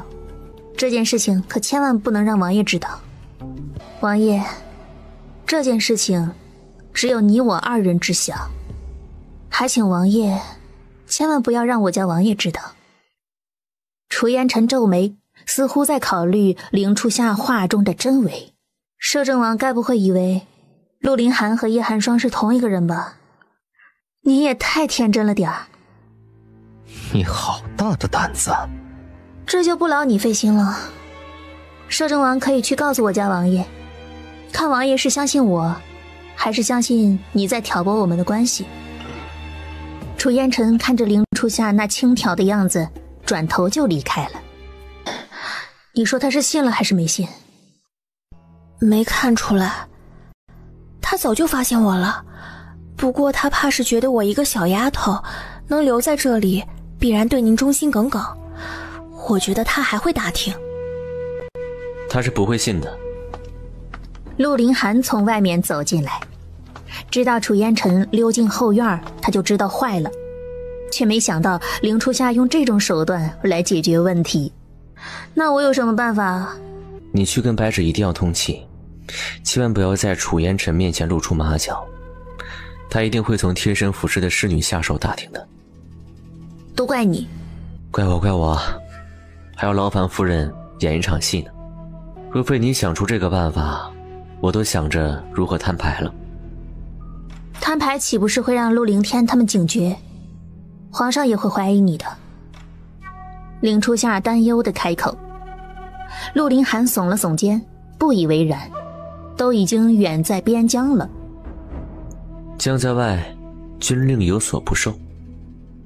你想怎么演？陆凌寒低声在凌初夏耳边说出了几句。你这是要给自己头上戴绿帽子呀？管不了那么多了，我自然是最知道夫人的。在没有完全掌控南疆之前，陆凌寒不愿意多惹麻烦，让京中知道他和白凤楼的关系。今日晋王从京中来信了。晋王干嘛要给你写信？敌人的敌人就是朋友。我派人将我离开京城的真相传入了晋王耳中，晋王自然会要想拉拢我，更为我身后的王氏。王家早已经今非昔比了呀。王家落魄在一方，纵然在暗中支持你，但是怕也比不得从前了。我的夫人，你真的是天真可爱呀。王氏祖上3朝宰相，门生故旧遍地天下，否则父皇当年又岂是只是将他们赶出京城，而不是赶尽杀绝呢？晋王岂不是也盯上了你？那岂是今日才盯上的？咱们虽然已经离开京城，可是那边的线却一点都不能断。等送走了楚烟尘，你就看着南疆只会一日比一日变得更好。对于陆凌寒的能力，凌初夏从来没有任何的怀疑。这位才7岁便被前任太傅称为择世明珠的人，又岂是庸碌之辈？江家有什么问题吗？暂时是真没查出来什么问题。江家做的药材生意，这些年因为江南一地的贪腐，生意有些下滑，但是在永州也是数1数2的大户。江家大少爷叫做江泽，前段时间因为赵家的打压去了南楚做生意，怕也有投靠那位的意思。也就是说，在这之前他们从来就没有想过去南楚。确实如此，无论是你母亲还是那位，出嫁之后跟家中基本上是断绝了关系的。你父亲官拜一品，手握重权，那位嫁的是南楚皇帝，无论去东邻还是南楚，都比在这个小地方要好吧。陆凌寒也是想不通江家到底在想什么。江家对外宣称我那位姨母已经死了，也就证明他们不想相认。那是不是代表着他们更爱东林呢？想那么多也没有什么好处，还是想想明日这场戏该如何演。翌日下午，南楚的六王爷和公主便抵达了永州。陆林寒派永州官员去接，而自己却和楚烟尘待在府邸中。凌初夏跟在陆林寒的身侧。王爷这样看着我，可是我脸上有什么东西吗？这位平王年幼时期素有聪慧之称，但是之后却似乎平庸无比，身上毫无斗气，长得太好看了些，脸色苍白的跟纸一样，显然并非长寿之人。我江家已经离开南楚，如今已是东林人，你还想如何？我今日来不想如何，只是江慈越发想念家人了，盼着江家重新回到上京。王爷出身高贵，何必对我们穷追不舍？我江家只求安稳，前尘往事不想参与。楚烟尘若有所思，挑眉看了一眼江老爷子，似笑非笑地开口：您的长孙如今在南楚做客，本王可是命人再好好招待，什么时候老爷子想通了，什么时候便可以跟他团聚了。你摄政王，我江家不欢迎你，还请你离开。楚烟尘微微的一笑，转头就离开了。刚走出厅门，忽然回头笑道：这江陵长得和江慈还有几分相似呢，倒是那平王妃与姨母一点都不像。江家从未想过要回到南楚，也不曾想过那个人的庇佑。江老爷子冷冽地开口。楚烟尘笑了笑，甩手便离开了。这边，祖母，我们家认识摄政王吗？不要管，不要问。江老夫人淡淡的开口，看了一眼江夫人。当年江夫人嫁进来的时候，江慈还没有离开，他们姑嫂虽然来往不多，却也认识的。巧儿，你先回房间吧。江夫人打发走了江陵，她家里是落魄的书香门第，那种情况下，嫁入江家这样的富豪商贾之家都是高攀了。你嫁入我江家也快20年了，我也不瞒着你，我们江家当年也是南楚的大户人家，种种原因离开，江慈非要嫁给那个人，我们只能当他死了。听闻南楚去年先皇驾崩，小皇子即位，这位摄政王把持朝政，他们怕是水火不容。摄政王如今上门，绝非善意呀。小姑既然嫁入南楚，为何要对外宣称病逝？江夫人想着在外还没回来的大儿子，原来是去见亲姑姑了。你嫁入家中多年，我早已经把你当作亲女儿了。我的2个女儿，一个都不曾听话，一个非要远嫁，结果死于非命，而另一个，哼。江夫人也不知道该如何安慰江老夫人。万般皆是命啊，半点不由人呐。也不知道江泽什么时候能回来。他不是去看小姑了吗？江夫人不懂这些，心顿时就提到了嗓子眼儿。唉，江老夫人深深地叹了一口气，眼中满是担忧。楚烟尘这边离开了江家，凌初夏和陆林寒便都接收到了消息，两人都是百思不得其解。楚烟尘去江家做什么？看来这江家比我们想象的水还要深。凌初夏眉头紧蹙，这些问题只有江老爷和江老夫人能够解释得清楚了。等等吧，我们刚入永州，他们对你虽然有几分血缘之情，但是隐秘的事情是不会告知于你的，还是等楚烟尘离开之后再打听。陆凌寒也觉得这江家比想象的还有问题，都不知道这楚烟尘准备住到什么时候才肯滚。快了。南楚摄政王无论何种原因都不会在这里停留太久的。两个人正说话间，看到陆七带着楚烟尘的侍卫进门。平王殿下，我家王爷王爷怎么了？我家王爷病了，说只有平王妃能够医治，所以想请王妃。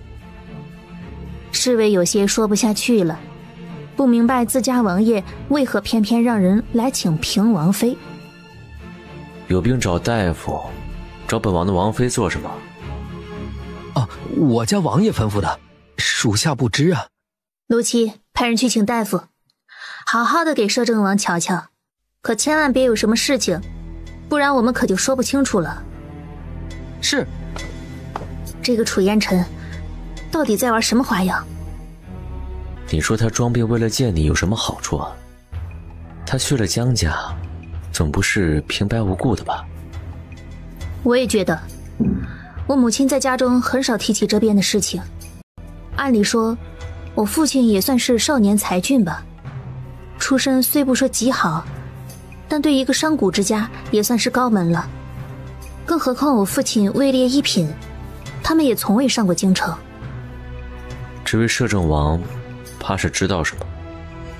陆凌寒想不明白到底什么原因让这位摄政王亲自来到这里。不多时，陆七就回来了，他请了大夫去给楚烟尘看病，门都还没进去就被楚烟尘给赶了出来。他还声称只要王妃去给他看病，不然的话百患草的事情就等着王妃。凌初夏听闻更是气急，这是明摆着威胁我。别搭理他，越是怕他越来劲。你不理他，明天你信不信他这种神经病就敢满城喊着你被我戴了绿帽子？哼，我倒是要看看他在玩什么花样。忽然一道女音插入进来，凌初夏看过去，是南楚公主，不过看不清容貌，因为她脸上遮着一副洁白的面纱。六哥，皇叔找王妃必然是有原因的，皇叔的身体你还能不知道吗？哦，那王妃请去吧，不耽误王妃了，我们就先告辞了。这六王爷和公主看起来是真的挺怕这位摄政王的。伺候着院子里的婢女跟我说，有一天看见摄政王训斥六王爷，六王爷一句话都不敢说呢。哎呀，王妃娘娘，摄政王不让臣等看病，分明就是装病。一个年轻一点的大夫忍不住嘀咕了一声。劳烦几位大夫在门口稍候一下，我进去瞧瞧。凌初夏进门。怎么，不想看见我？堂堂的南楚摄政王，居然沦落到要威胁一个女子来达到目的，真是让人感到可笑。凌初夏笑了一下，那表情让陆凌寒看得心里一寒，有些同情楚烟尘了。你还是收敛点儿，毕竟他是男子，你的身份本身就有多不便。凌初夏点点头，他倒是要去看看那楚烟尘到底是真的病了，还是在装病。你等会儿再去，我先去探探底。院子里，这六王爷就跟个透明人一样，看到凌初夏过来，两人互相行了礼。待看清楚凌初夏的样貌，六王爷摸摸头，眼中闪过了一些疑惑。王妃娘娘怎么来了？摄政王不舒服，让本宫过来看看。凌初夏也打量着这位年轻的小王爷，只有15、16岁的模样，但是举止十分的得体，却少了皇家养出来的沉稳，多了几分天真。皇叔病了？那请大夫过来看看呀。请王妃有什么用啊？六哥，怎么，谁让我知道你红杏出墙的事情呢？这跟你没关系。说吧，找我什么事情？你和江家是什么关系？我以为摄政王已经调查得很清楚了吧？你不觉得江家很奇怪吗？明明是个普通的商贾之家，女儿却成为了南楚的太后娘娘。那要多漂亮才能让我皇兄一眼看中呢？哼，美色误国，谁都知道帝王多情，瞧瞧东陵皇帝有多少妃子。我皇兄并非好色之人，15年前我来过东陵，见过江慈。对了，江慈就是你小姨母。你祖父母气的当时就要跟江慈断绝关系，可惜啊，也没能阻止他女儿去南楚的脚步。跟我有什么关系？我姓凌。是吗？你就不好奇天下美色何其多，为何偏偏看上江慈？平王这是什么意思？摄政王病了，这个不是小事。逆子只是略懂医术而已，不能耽误了王爷的病情。陆凌寒挥手让大夫上前去给楚烟尘诊脉。平王殿下如此好相貌，王妃都远远不及，若是女子该是何等风华。不知道东陵的公主是不是也有王爷这般美貌呢？不对，我听小六说东陵的公主可不怎么好看呢。摄政王病了，都已经开始胡言乱语了，还不给王爷诊治，等什么呢？楚烟尘笑着伸出手腕，让大夫替他诊脉。怎么样，本王什么病啊？本王觉得浑身疼得厉害，全身都使不上劲儿呢。禀王爷，摄政王身体康健，没什么大问题。看大夫被吓成了这样，陆凌寒微微的一笑。胡说八道什么呢？摄政王明明就病得十分严重，你看看脸色都白了，快病死了，怎么会身体健康呢？王爷，你可知道你的王妃精通医术，比这些个庸医可强多了。王爷病了，还不去给王爷开药，煮了给王爷喝下去。摄政王何等身份，好端端的怎么可能装病呢？我今日见到江家小姐，一见钟情，不知道王爷可否做个媒，让江家的小姐来给我做个小妾。江家好人家的姑娘是不可能做人妾室的，南楚皇室还想迎娶平民女做摄政王妃吗？是吗？还以为能带个美人回南楚呢。陆凌寒和凌初夏对视了一眼，凌初夏会意，趁人不备对大夫说了几句。王爷都病得这么厉害了，还惦记着人家姑娘，还真是。等等，王妃这话我可就不爱听了。我这点道行哪儿比得上王妃啊？那百凤楼主可不是普通人物，都能被你玩弄于股掌之中。楚烟尘从桌上拿起了一壶酒，直接饮了一口。陆凌寒看着这样的楚烟尘，却有些疑惑。他调查的情报，这位摄政王风流多情，放荡不羁，但是手段却是1等1的狠辣，掌握着南楚的兵马大权。程太后和小皇帝都对这位摄政王十分的恭敬。南楚上下有不少反对的声音，无非是说楚烟尘过于骄纵跋扈。正说话间，就见大夫端着药进来了。凌初夏微微的一笑，这可是专门治疗的药方，还请摄政王不要浪费了这珍贵的药材。楚烟尘闻到那味道，顿时皱起了眉头，那药一股的黄连味儿。王爷可千万不要讳疾忌医，怕吃药啊！别胡说八道，王爷堂堂摄政王，怎么可能怕吃药啊？王爷说的是臣妾失言了，咱们都在这里看着呢。满屋子的下人、大夫，加上眼前这对夫妻，楚烟尘这种要面子的人，怎么可能在敌国的这些人面前丢人呢？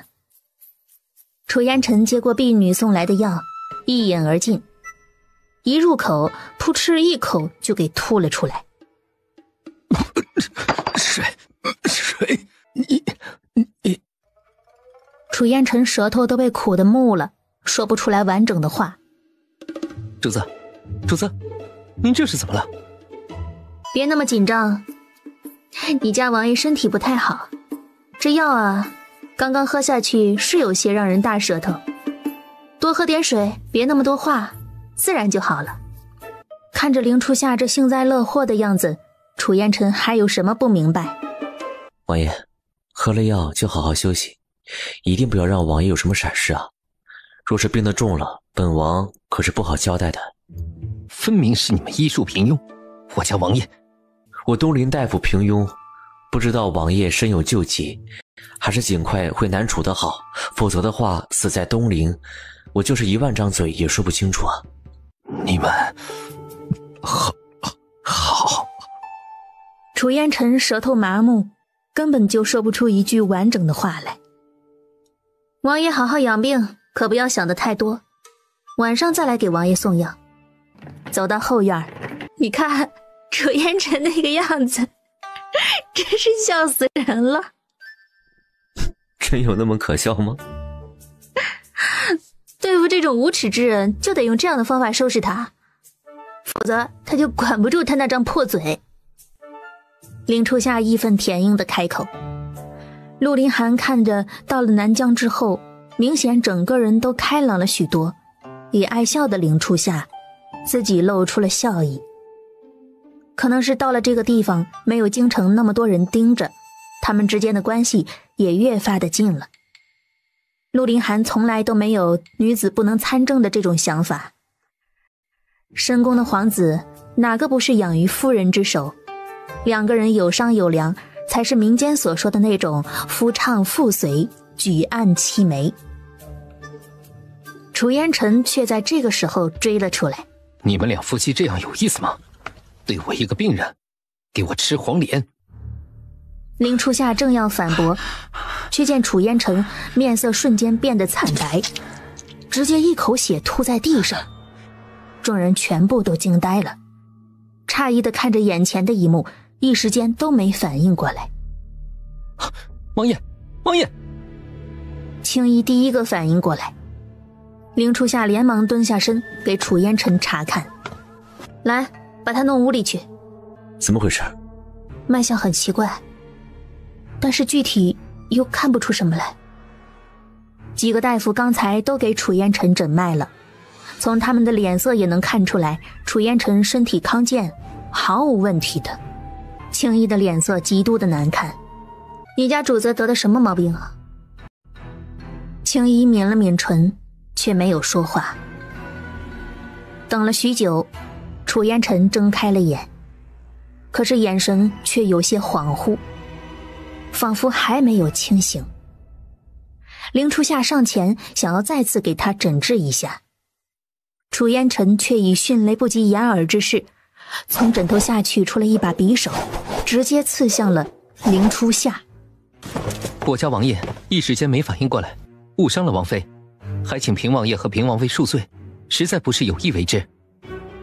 陆凌寒也看出来楚烟尘这个状态不太对劲儿，和凌初夏对视了一眼，两个人便离开了。青衣立刻将几个大夫也赶了出去。主子，您这到底是醒了还是没有啊？忽然感觉好了一点，甜的。主子，您是感觉到身上不疼，没事了吗？您就吃了一个药丸呢。楚烟尘肯定地点了点头。他诅咒的发作时间每隔3个月一次，每次3个时辰，吃药也只能延缓疼痛而已。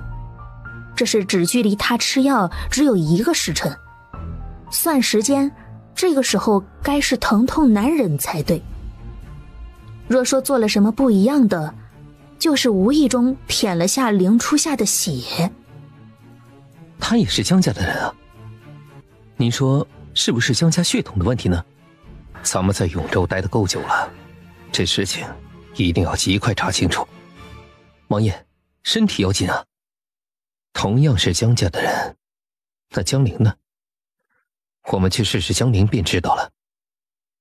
楚烟尘眼睛一亮，他们楚家等了几十年呢，终于在今日看到了曙光。从咱们去了之后，江家加强了戒备，这江小姐也是深居简出的大家闺秀，怎么可能说来就来呢？那怎么办呢？青衣也是苦思冥想，忽然眼前一亮。对了，咱们现在在平王府内，这平王妃和江小姐经常来往啊，上次不还给平王妃送点心吗？我看算时间，她这几天肯定要来的。楚烟尘点了点头，等在后院的必经之路上，怎么看都是一副登徒子，着实是有些不要脸了。但是等了2天，林初夏果然来了。楚烟尘，你这是什么意思？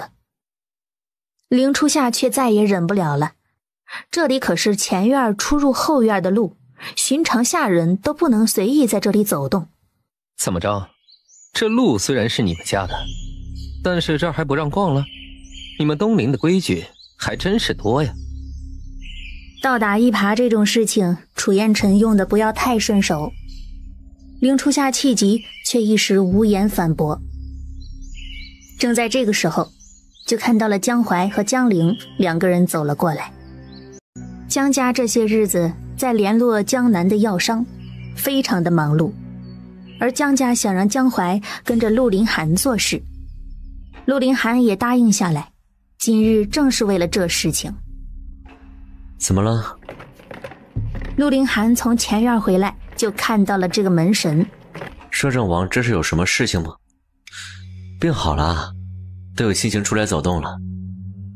这还要感谢王妃妙手回春，否则的话，本王这个时候哪里还有精神站在这里？是啊，本王的王妃就是一点不好，心太软了些，什么阿猫阿狗的都想沾惹上来。语气中的占有让楚烟尘惊了一下，将目光放在江陵身上，轻轻的一笑。哼，江姑娘今日怎么来了？江陵闻言羞涩地低下了头，还没回答就被林初夏给截断了。这跟王爷有什么关系？这是我家亲戚，摄政王未免管得太宽了点儿。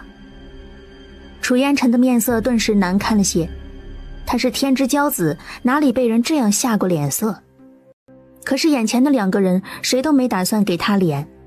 只见林初夏给了陆凌寒一个眼神，拉着江陵就走了，江淮紧紧地跟在后面。眼看着就要离开，楚烟尘上前一把拽住了江陵。你干什么？是我不对，忘记将匕首取出，划伤了江姑娘。姐姐，你没事吧？江淮拉过江陵的胳膊查看，江陵疼的眼泪几乎是瞬间就下来了。林初夏狠狠地瞪了一眼楚烟尘，拉着江陵就去后院检查了。陆凌寒疑惑地看着楚烟尘，楚烟尘这行为怎么看都像是故意的。摄政王什么意思？费这么大劲儿，只是为了弄伤人家姑娘？真的是个意外，信不信随你们。摄政王准备何时离开永州回上京呢？待不了几天了，王爷不用担心。楚烟尘淡淡的说道，挥挥手便离开了，只留下了陆凌寒对他的行为百思不得其解。陆凌寒回到后院，见院中林初夏给江陵包扎完了，这楚烟尘又抽的哪门子的风？姑娘家若是留下疤痕了可怎么办？我瞧着他是故意的，昨天伤了你一下，今日伤了江姑娘一下。我没事的，这一点小伤很快就好了。江陵知道摄政王身份尊贵，是不好起冲突的，连忙安抚林初夏。林初夏点了点头，看江陵如此懂事，心下反而起了几分怜悯之心。唉，这王府在那个神经病走之前，你还是不要来了。江淮这几日就跟着王爷便是，若是有什么差遣，王爷自然会吩咐你的。凌初夏叹了一口气。江淮点点头，跟我走吧，让您姐姐在这里休息一下。陆凌寒让陆七过来推动轮椅，带着江淮便离开了。楚烟尘离开之后，看四下无人，青衣迫不及待地问道：王爷怎么样？不一样。楚烟尘挑眉，似乎在回味着那嘴里的血腥味儿。凌初夏的血是甜味的，吃下去的时候浑身都感觉很舒服，而江陵就和普通的血差不多。那青衣也有些不知道怎么办才好。去找老六和封恩。楚烟尘淡淡的开口，这个病折磨了楚家几代人了，甚至还要继续折磨下去，只要有一线希望，楚烟尘就绝对不会放弃。他们两个人的身影也慢慢的消失在了长廊里，盯着他们的人却不明白他们折腾这一出到底是为了什么。陆凌寒派人一直盯着楚烟尘，接下来的几天他不过每日的在永州城内闲逛。终于等了3、4天，他要起身告辞了。叨扰了王爷这么久，我也该回去了，不过还要劳烦王爷一件事情。楚烟尘微微的一笑，看着陆凌寒的双腿，眼中都是探究之色。不知道王爷有什么事情？我想劳烦平王殿下送我们到边境。王爷来永州这么久，还没有到边境上去看过吧？我们两国战事虽然已经平息了这多年，但是身为一方统领，总是要看看边境的。这楚烟尘莫不是想惹出什么乱子来吧？他可是摄政王，万一出了什么事情，可能会引起两国的战争。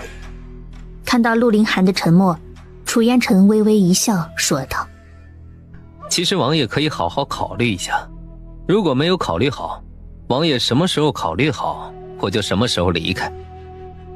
说到这里，陆凌寒恨不得这家伙赶快离开，但是却没有立刻答应下来。当夜，陆凌寒却是去找了安宁侯商议此事。安宁侯却是答应了下来。南楚刚刚夺嫡地立威，这些年的夺嫡之战早就锅里空虚，根本打不起大规模的战争，让陆凌寒放心而去。现在只要能送楚烟尘滚蛋，那可真是普天同庆。凌初夏更是做梦都想送走这个瘟神，看着手里尚未治愈的疤痕，就想到楚烟尘身上那奇怪的病。但是凌初夏压住了自己的好奇心，毕竟好奇心害死猫，那个家伙可不是什么一羽之辈。他非要让你去，总觉得有什么阴谋。算算时间，我们派去江南的人应该已经到了，估计过了中秋，他们就会抵达南疆了。当务之急就要赶紧送他们走。至于楚烟尘有什么阴谋，那就是兵来将挡，水来土掩，到了边关自然就知道了。但是明日可能要劳烦你去送一下那位公主殿下，毕竟这里位分最高的只有你了。这都是小事情，不过是送他上马车而已。等改日咱们反过来，肯定要好好的刁难他们一下。委屈我家夫人了，那咱们明日就赶快将这些瘟神都送走，等我回来正好陪你过中秋节。1日一早，凌初夏便亲自到了丰安公主所住的院子里，让晴空和白芷留在门外。里面丰安公主正在梳妆，一点儿也不着急的样子。王妃娘娘来了呀，稍等一下，本宫很快就好了。丰安公主仍旧戴着面纱，看不清楚面纱下的容貌，只是那双眸子却带着几分深究之色。不着急的，我在这里等着公主殿下。凌初夏刚坐下，就有公主的侍女奉上来茶。凌初夏接过，正准备喝，却闻到味道似乎有些不太对。这茶叶的味道太浓烈了，便又将茶盏放了下来。刚将茶放下来，丰安公主便瞧见了。这茶可是不符合王妃娘娘的胃口吗？是的，这是南楚的茶叶吧？我大概是喝不惯这个味道。我出去瞧瞧马车准备的如何了，可能要劳烦公主稍微快一些了。本公主这里马上就好。凌初夏起身正要出门，刚走到门口，却听身后传来破空之声，顿时警觉起来，正要闪身避开，守在门口的侍女手中一把白色的粉末直奔自己面部而来。凌初夏躲过，身后一掌却直接劈在他的脖颈处。凌初夏顿觉眼前一黑，便是什么都不知道了。丰安公主的侍女有些慌张地看着躺在地上的凌初夏，劈晕凌初夏的侍女却是极快地将凌初夏身上的衣服都脱了下来，和丰安公主对调了衣服。那侍女精通易容之术，一双手半炷香的功夫，两个人的脸便都换了。将地上的一切收拾妥当，丰安公主的房门打开了。丰安走在前面说道：公主有些不舒服，还不扶着公主上马车。两个侍女隐晦地看了一眼易容成凌初夏的丰安，将真正的凌初夏扶上了马车。我身体有些不舒服，去告诉王爷我回去休息一下。丰安公主开口，刻意压低了嗓音，跟感冒了一样。白芷和晴空连忙扶住她，却还没碰到凌初夏就被避开了。你们下去吧，我休息一下就好了。白芷和晴空一听是凌初夏不舒服了，一人送凌初夏回房间，一人出去禀告。你们出去吧，我想一个人躺一会儿，午膳送到房里就可以了。丰安公主装作不舒服的样子，咳嗽了一下。白芷有些疑惑，但是人推了出去。虽然不明白到底发生了什么，但是小姐的身体是最重要的。这边晴空已经出去跟陆凌寒汇报了，但车队已经整装待发，陆凌寒只能吩咐他们照顾好王妃。从这里到边境往返也不过几天的功夫而已。告诉王妃，我终究肯定回来的。晴空点头答应下来，一行人浩浩荡荡地出了城。江景扶着江老爷子站在城楼上，望着远处的车队，心下却有些担忧。楚家真的会这么容易地放过我们吗？江老爷子微微地眯起了眼睛，却没有说话。江景没忍住，又问了一遍，这才听到江老爷子说道：楚烟尘心机深沉，何等人物，怎么会放过我们呢？但是尔为刀俎，我为鱼肉，又有什么办法呀？江泽到现在都没有下落，我都不知道该如何跟家里说呀。只怕他现在在上京城。江慈是个什么性子，你比我清楚。泽儿在上京没有性命之忧，只要他足够沉默，什么都不知道，想必很快就会回来。江慈总不至于看着自家外甥惨死。江老爷子虽然这样讲，但是实际上心里一点底都没有。楚烟尘划伤了脚姐，到底是为了什么呀？江景对此百思不得其解。我是真没想到，你母亲才是继承了血脉的那个人，真是让我白找啊！我就这样失踪了，你以为我夫君不会调查，不怕两国开战吗？你是想知道你是怎么出来的吗？放心吧，等到陆林寒察觉到你不见的时候，我们已经离开了东林，而他一时之间也根本走不开。我们还是他亲自送出城来的。那你到底是用什么方法把我带出来的？凌初夏话音刚落，看清楚自己身上的衣服，顿时就想明白了。还是挺聪明的嘛。我们队伍里可是一个人都没多也没少。我让公主易容成了你的样子留在王府，又把陆凌寒给带出来到边境。等他从边境赶回永州，最少也要2天。等他察觉到你不见，我们已经快马离开了，追都追不上。你到底想要做什么？凌初夏听到这里也冷静了下来。等到了上京城，你自然就知道了。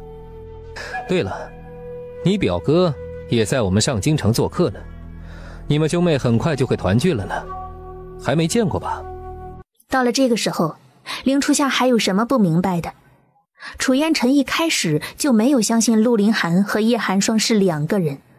不过楚烟尘掳走我的目的是什么？只是为了百幻草治病的那个人吗？怎么可能呢？若不是为了这个，他那位太后小姨母，他可是一次都没见过。怎么了？想清楚不打算逃了？摄政王的手段，我怎么可能跑得掉？我可不想自讨苦吃。听凌初夏这样说，楚烟尘便不再多言。好好休息，明天一早我们还要赶路呢。驿站的厢房内，一切都打点好了。一个侍女低眉顺目的进来伺候。别指望着你的夫君会来救你，他百凤楼在南楚，可没有东林那样的势力，只不过是个普通的商户罢了，连摄政王府的大门都进不了的。而这边，陆凌寒赶回了永州，江家一大早就传信给他，江南各大药材商派来的人都已经到了永州，这时候江家正在招待呢。陆凌寒回到永州，先去找凌初夏，江景去找了凌初夏，可是凌初夏推说身体不适，竟是好几日都不见客。而晴空和白芷说，这几日王妃身体不适，将自己关在房门之中，连他们都不让进，顿时觉得奇怪。初夏，怎么了？不舒服吗？正要喊一下，却见人忽然睁开眼睛。平王，凤安公主。看到凤安公主，陆凌寒还有什么不明白？凌初夏是被人调包了。跟进门来的晴空和白芷也惊呆了，他们怎么都没想到南楚公主用易容术调换了自家的主子，吓我一跳。看来王爷很在意王妃啊。这些饭菜都是你家主子喜欢的，我喜欢吃辣的，让他们重新去准备。敢问公主，你们南楚是什么意思？王爷不用担心，我皇叔不会对他怎么样的，不然的话他也不会将我留下来了。摄政王是准备要跟我东林开战吗？我哪里知道他的想法。我这个皇叔虽然比我们大的不多，但是却是父皇最信任的人，他做事情怎么可能告诉我一个不得宠的公主呢？他只是跟我说让我乖乖的待在这里，你们不会伤害我的性命的，等事成之后便会给我找个好人家。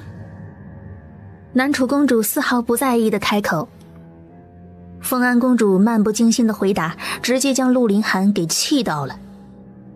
而凤安公主上下打量着陆凌寒，对于陆凌寒站起来这个事情，她反而是觉得没什么特别之处。将公主带到别院，对外声称是借住在这里的，不许她出入，不许她跟任何人联系。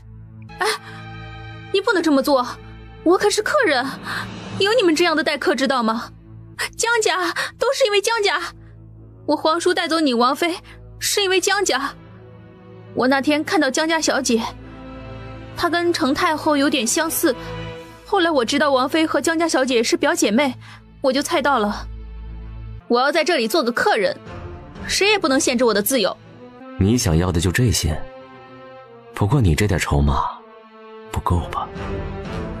程太后是我父皇游历东林的时候带回去的民间女子，这个是父皇对外宣称的。可是我们宫里的老人谁不知道，这位程太后叫做姜慈，跟我父皇还是青梅竹马呢。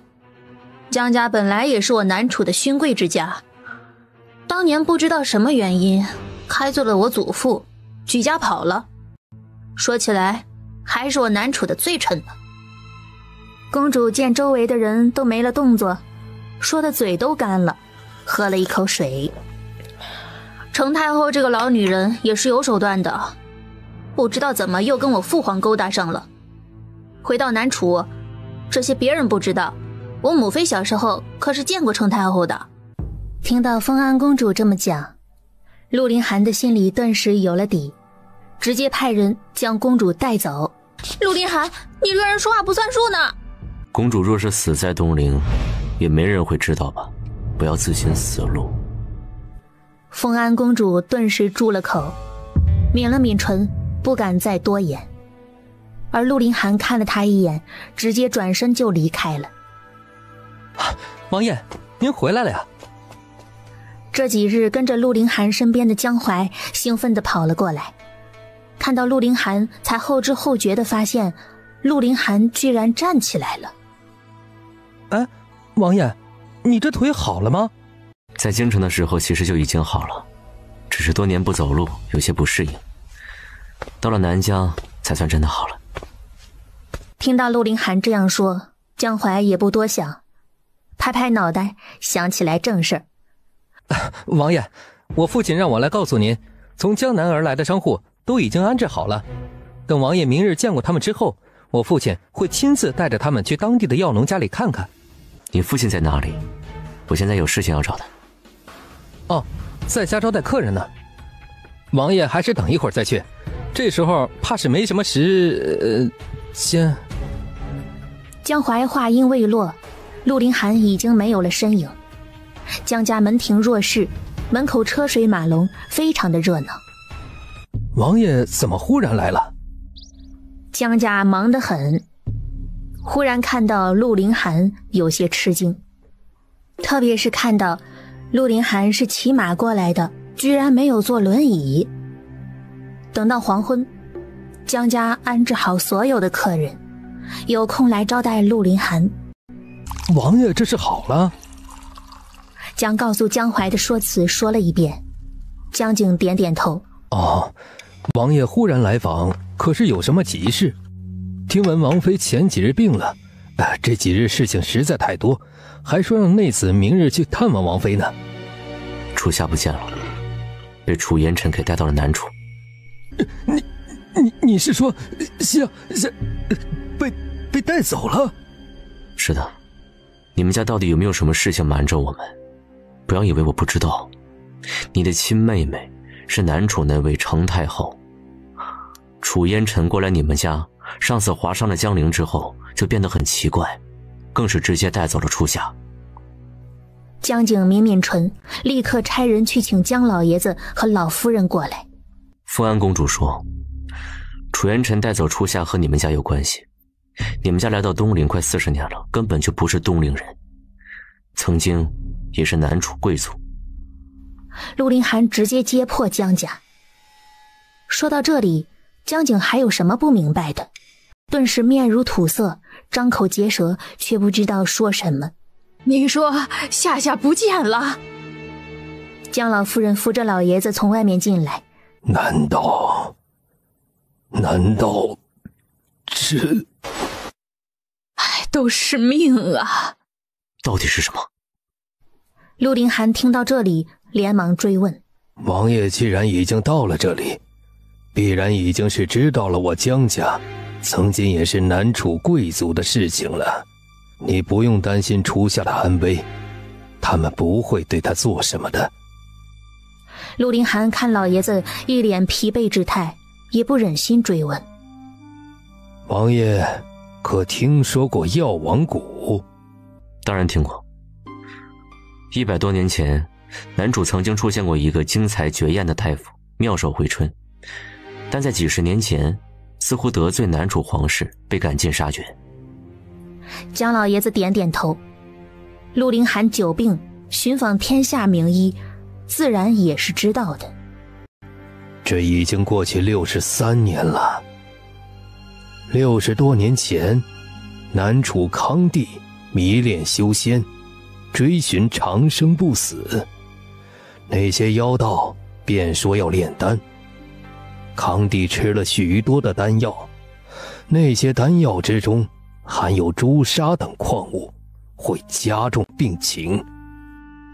回想起当年，姜老爷子百感交织。药王谷的主子入宫发现这种情况后，立刻让停用了。可是康帝对那些妖道深信不疑，说是药王谷的存在是在断送长生之路。药王谷的主人非但医术精湛，更是出身显赫的人家。康帝不顾众人劝阻，一纸诏书将药王谷赶尽杀绝。姜老爷子深深地叹了一口气，药王谷受死无望之灾，只将年幼的孩子送了出去，交给了自家的至交好友一家。这家也是南楚贵族之一，这两家乃是深交，加上姜家一直子嗣单薄，便将孩子留了下来。这孩子因此保全了性命。姜老夫人看了一眼姜景，有些不忍心。这孩子本来也该有一个光明璀璨的前程的，出身贵族而不是沦为商贾。姜家知道事情败露了，就立刻带着全家都逃了出来，到了东林，生了一儿二女。楚家惜命，更是不肯放弃。他们不知道从哪里得到的消息，说事情因姜家而起，那姜家搞不好会有办法。于是15年前，南楚先帝来到了这里，姜慈与他自幼相识，青梅竹马，不顾反对，跟着他就走了。所以你们鲜少离开永州。陆凌寒怎么也没想到，姜家竟然隐藏着这样的秘密。如果如您所说，药王谷养蛊，这样在女子身上，当年你父亲可能就将蛊引在自家女儿身上，蛊王仍旧代代相传，甚至可能从顾弘一的身上引到了初夏的身上。姜老爷子看着陆凌寒的神色，他们也基本都想到了同一个地方去了，微微地闭上眼睛。那蛊毒只能用血来引，而且解蛊的方法早已经失传了。所以楚烟尘即使带走了凌初夏，怕也要反复实验才能找到方法。何况那蛊毒历经几代，早就不知道变成了什么样子。陆凌寒陡然知道了姜家和南楚皇室最大的秘密，一时间却不知道说什么才好。若蛊毒是我姑姑下的，那她肯定不会害初夏的。我们现在只能猜测顾弘一的目的，一是为了蛊毒不断绝，这是最好的方法；二是为了报复南楚皇室。这样猜测的话，只能判定母蛊活着，那个诅咒才会一直生效。陆凌寒猜测着，但是这个可能性并不是没有的，否则的话，顾弘一的行为举止就无法判断了。那王爷可有这位顾弘一的下落？我找顾弘一找了许多年，根本无分毫踪迹。他又擅长易容之术，十分难寻。那王爷准备如何？当务之急是这些药商。这些药商肯定是楚烟尘找来，为了拖住我的脚步。想到这里，陆凌寒几乎咬碎了一口银牙。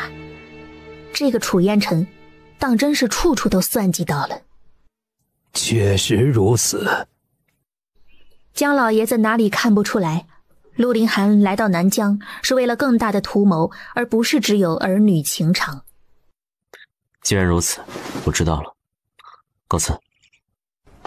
陆凌寒起身告辞。陆凌寒分明眼中已经是盛怒，但是仍旧压了下来。这份隐忍，心性必成大器呀。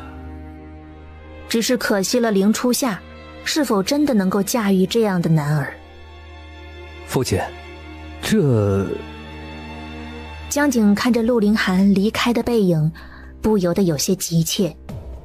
他们如今能平稳的在东林，全靠这位平王殿下。一旦得罪了，那该何去何从？不用担心，他心中自有计较。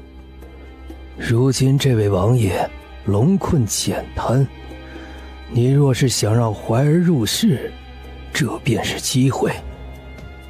南楚那边，我们早已经将南楚皇室得罪死了。当年能够活下来，便是姜慈的功劳。而今，也只有东林这条路了。江家做个富贵散人，跟朝中这些人毫无瓜葛。是，只是南楚……江景有些奇怪，父亲竟然如此看好这位，就不怕这辈子他都困在南疆吗？楚烟尘非寻常人，你觉得姜慈斗得过他吗？而楚烟尘绝对不会让我们姜家的人在南楚出事的。江老爷子难掩眉宇之间的颓废之色，眼瞧着就要进入上京，可是凌初夏却不逃跑，反而吃准了他不会对他怎么样，折腾起他们的人来。堂堂摄政王就吃这点东西，楚烟尘被找了几日的麻烦，心中冷笑。这一路上不是嫌弃水凉了，就是折腾着饭难吃，难吃忍着。凌初夏，本王给你脸了。楚烟尘，我叫你一声摄政王，你还真当我怕了你？有本事你就杀了我，然后等死吧。凌初夏反唇相讥，挑衅地看着楚烟尘。消消气啊！这马上就到上京城了，到了京城，林姑娘想吃什么都行啊。六王爷看着两个人剑拔弩张的样子，连忙出来打圆场。经过了这几天，虽然身边的人什么都不说，但是凌初夏基本可以猜出来，他不会有生命危险。别搭理他，再闹就给我打昏了带回去。我在东林的时候也没看出来他这么能作呀。楚烟尘手抚摸着额头，一阵头疼。哎呀，女子都是这样，你看封安不也看起来乖巧听话，实际上作得要死吗？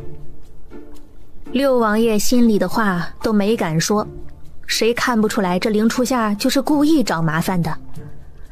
被人莫名其妙的带到这个地方来，谁心里还没点火气呀？很快入了上京城，凌初夏看着这陌生的地方，心里却毫无底气。一入府内，凌初夏便听楚烟尘吩咐：将这姑娘送入凌霄院，看好她，不要让她随意走动，更不能离开王府。说罢，楚烟尘抬眸看了一眼凌初夏。你身上所有的东西都已经被我收走了，不要想着搞些小动作。这里是上京城，我的王府可不是什么小猫小狗都能够进来的。楚烟尘直接离开，凌初夏愤怒却无可奈何。姑娘，这边请。跟着侍女到了一处安静的院落。奴婢名为冬至，姑娘有什么吩咐，只管吩咐奴婢便是。你们王爷和太后的关系怎么样啊？您……奴婢只是伺候姑娘的，姑娘的问题，奴婢一概都不知晓。行了，下去吧，我想休息了。是。凌初夏打量着屋中的布局，除了日常用品之外，什么都没有。傍晚，楚烟尘终于从外面回来了。带回来的人呢？哦，回王爷，姑娘一到屋里就休息下了，现在还没醒过。管家连忙回道。楚烟尘得知如此，冷笑了一声。这一路作得要死，都累成这样，还故意找我们麻烦。王爷，不知道这位姑娘是？去请程太医过来一趟。管家领命。楚家这几十年来都深受诅咒的困扰，这些皇族的太医自然是知道的。不一会儿，一个40多岁的中年男子，他含笑进门，给楚烟尘行了礼。哈哈，你可终于回来了，再不回来，这朝中都要闹翻天了。一群无能之辈，也翻不起来什么浪花。我让你过来是有事情，我这次从江家带回来了一个女子，她的血可以压制我的病情。楚烟尘将当日的事情说了一遍。程太医沉默了片刻。那姑娘的血当真是有用的吗？我只是无意中喝了一口，但是当时脑海忽然就清醒了，然后原本要发作3天，只发作了1天便痊愈了。这姑娘和江家确实有血缘关系，所以我才将人带了回来。我想见见这姑娘啊，40年了，我一直都在寻找突破口，太后娘娘那边毫无进展，我这就将人给你领过来。管家会意，直接出门派人去请凌初夏。凌初夏被人从睡梦中叫醒，本身已经不悦，见服侍的侍女低着头，一副不去不行的样子。到了前厅，程太医看清楚凌初夏的脸，忽然惊了一下，却很快低下了头。有什么事吗？好端端的你找个大夫做什么？给你诊脉。楚烟尘说罢，直接抓住凌初夏的手腕。凌初夏挣扎，可是楚烟尘抓得死死的，针尖刺破了凌初夏的指尖，鲜血滴入了早就准备好的玉碗之中。楚烟尘放开了凌初夏，刺破自己的血，将自己的血滴入了碗中。2种不同的血瞬间融合在一起，那奇异的样子，程太医顿时欣喜若狂。这程太医激动得说不出话来，宝贝一样的看着凌初夏。好端端的放我的血做什么？待看到那神奇的一幕，凌初夏顿时猜测到了楚烟尘将自己带来这里的目的，或许就跟这血有关系。程太医见凌初夏脸色苍白的不正常，微笑着说道：哈哈，姑娘不要介意，这一点血不会有影响的。我给姑娘诊脉看一下，让府内炖点补品给你。最近姑娘还是不要放血了，对身体不好。楚烟尘被看得莫名其妙的，程太医恨铁不成钢地说道：这位姑娘有了1个多月的身孕了，虽然现在胎动还不明显，但是我是不会诊治错的。闻此一言，凌初夏和楚烟尘都愣住了。你说什么？姑娘有了1个多月的身孕了，要注意身体，这些日子有些劳累了，但是你年轻，身子骨好，不碍事的啊，好好休养几日便是。这个孩子来的还真不是时候。你想干什么？凌初夏戒备地看着楚烟尘。程太医看着2人剑拔弩张，神色不对劲儿，连忙捧着那碗血。我要回去研究研究，我就先走了啊。我真的没想到你居然有了身孕。这有什么奇怪的？我和平王都成亲1年了，没有身孕才奇怪吧。你最好不要告诉别人你有了身孕，你那位小姨母可不是什么好招惹的人。凌初夏闻言眉头紧锁，听楚烟尘说道：你现在的身份是我从民间带回来的普通女子，不要泄露了你自己的身份。南楚和东林素来不和，你的身份暴露了，对自己没啥好处。这个太医会给你保密的。凌初夏见楚烟尘直接摔门而走，将手轻轻地放在腹上，看着窗外的明月，一言不发。中秋佳节已过，他却在异国他乡，这个孩子确实来的不是时候。可是这是他和陆凌寒的孩子呀。接下来的几日，凌初夏再也没有见过楚烟尘了。他被软禁在了这小小的庭院之中。活动范围也都在这个院子里。侍女一个个的都跟哑巴一样，只有冬至会说几句话，别的都是一问三不知。哎呀，嬷嬷，这真的不合适，这……管家为难的声音从外面传来。凌初夏好奇的抬眸看过去，只见一个30多岁、身着宫装的嬷嬷站在那里，跟王府的管家不知道在说什么。察觉到这边的视线，那嬷嬷上下打量了下凌初夏，眼中闪过了一丝惊艳之色。这位可是凌姑娘，太后娘娘有请。王爷还未曾回来，一切要等王爷回来再说。管家的态度也十分的强硬，直接挡在凌初夏的身前，想让嬷嬷离开。摄政王已经在宫中，太后娘娘听闻王爷从宫外带回来个姑娘，十分好奇，便想着见见，才命奴婢前来传召。姑娘请。既然要见太后，劳烦嬷嬷等我更衣。凌初夏转身回了房间，在外面的管家低声对冬至说了几句。冬至进门给凌初夏选衣服。你家王爷真的在宫里，别以为一言不发就真的是个哑巴了。王爷并未传信回来，但是宫中太后娘娘有旨，管家让我告诉姑娘警醒着点，身子要紧。冬至看了一眼凌初夏的腹部，警告地开口。凌初夏微笑着点点头。这衣服有些不合身，就这样吧。冬至点点头，确实有些大了，腰身有些不合适，但是不细看也看不出来。凌初夏展了展衣服，从里面出了门。等候在门口的嬷嬷看到凌初夏的装扮，虽然头饰也算精致，但是一身衣服却有些不合身。到了马车旁边，冬至要跟着上车，却被嬷嬷给拦了下来。太后娘娘还能害了姑娘不成？太后召见，一个婢子跟着算怎么回事？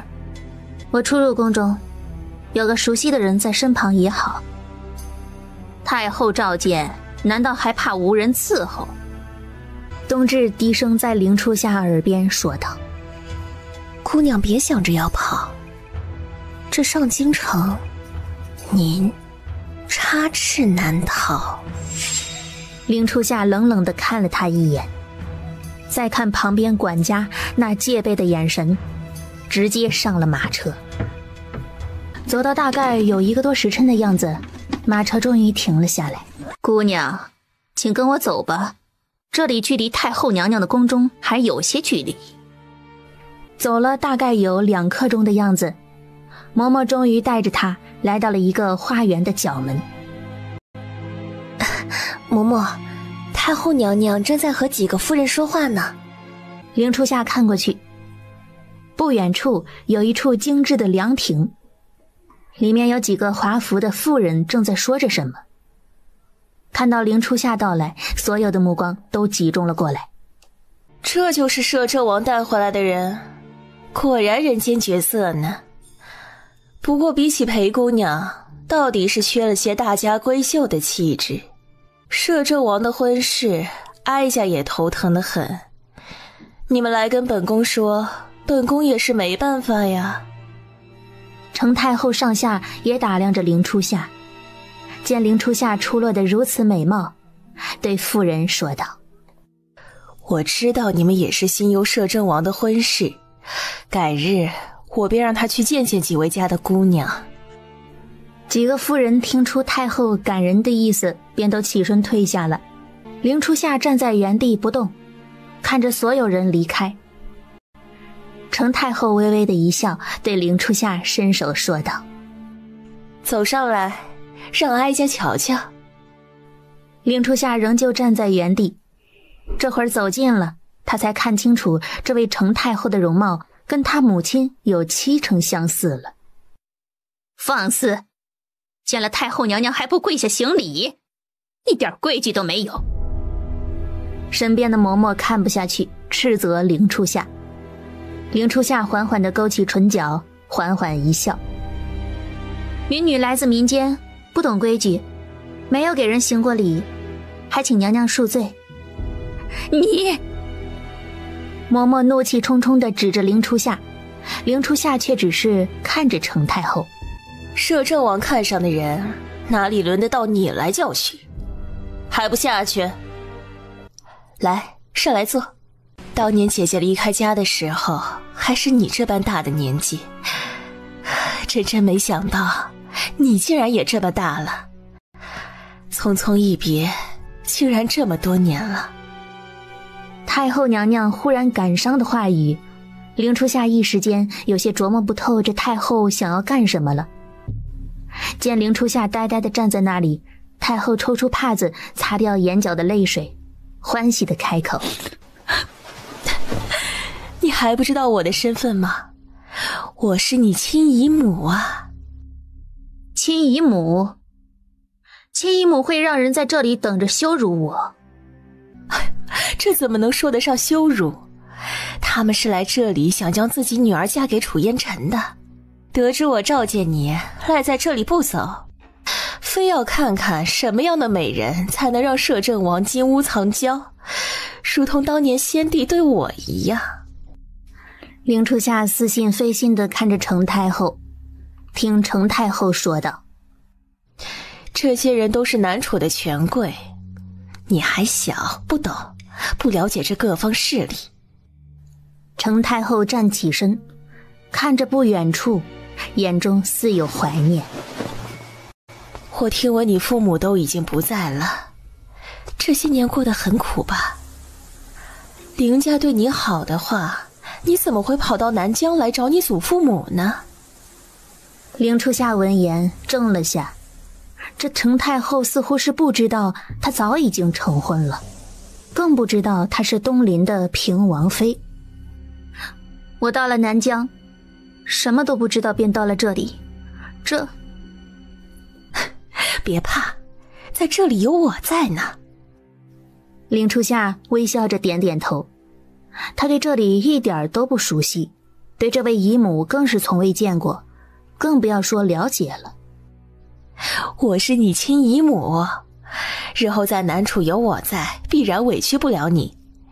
这一路上楚烟尘对你如何？程太后一脸笑盈盈地看着凌初夏，见凌初夏似乎是害羞。我是你亲姨母，还有什么不能说的吗？对我挺好的，不曾有任何的委屈。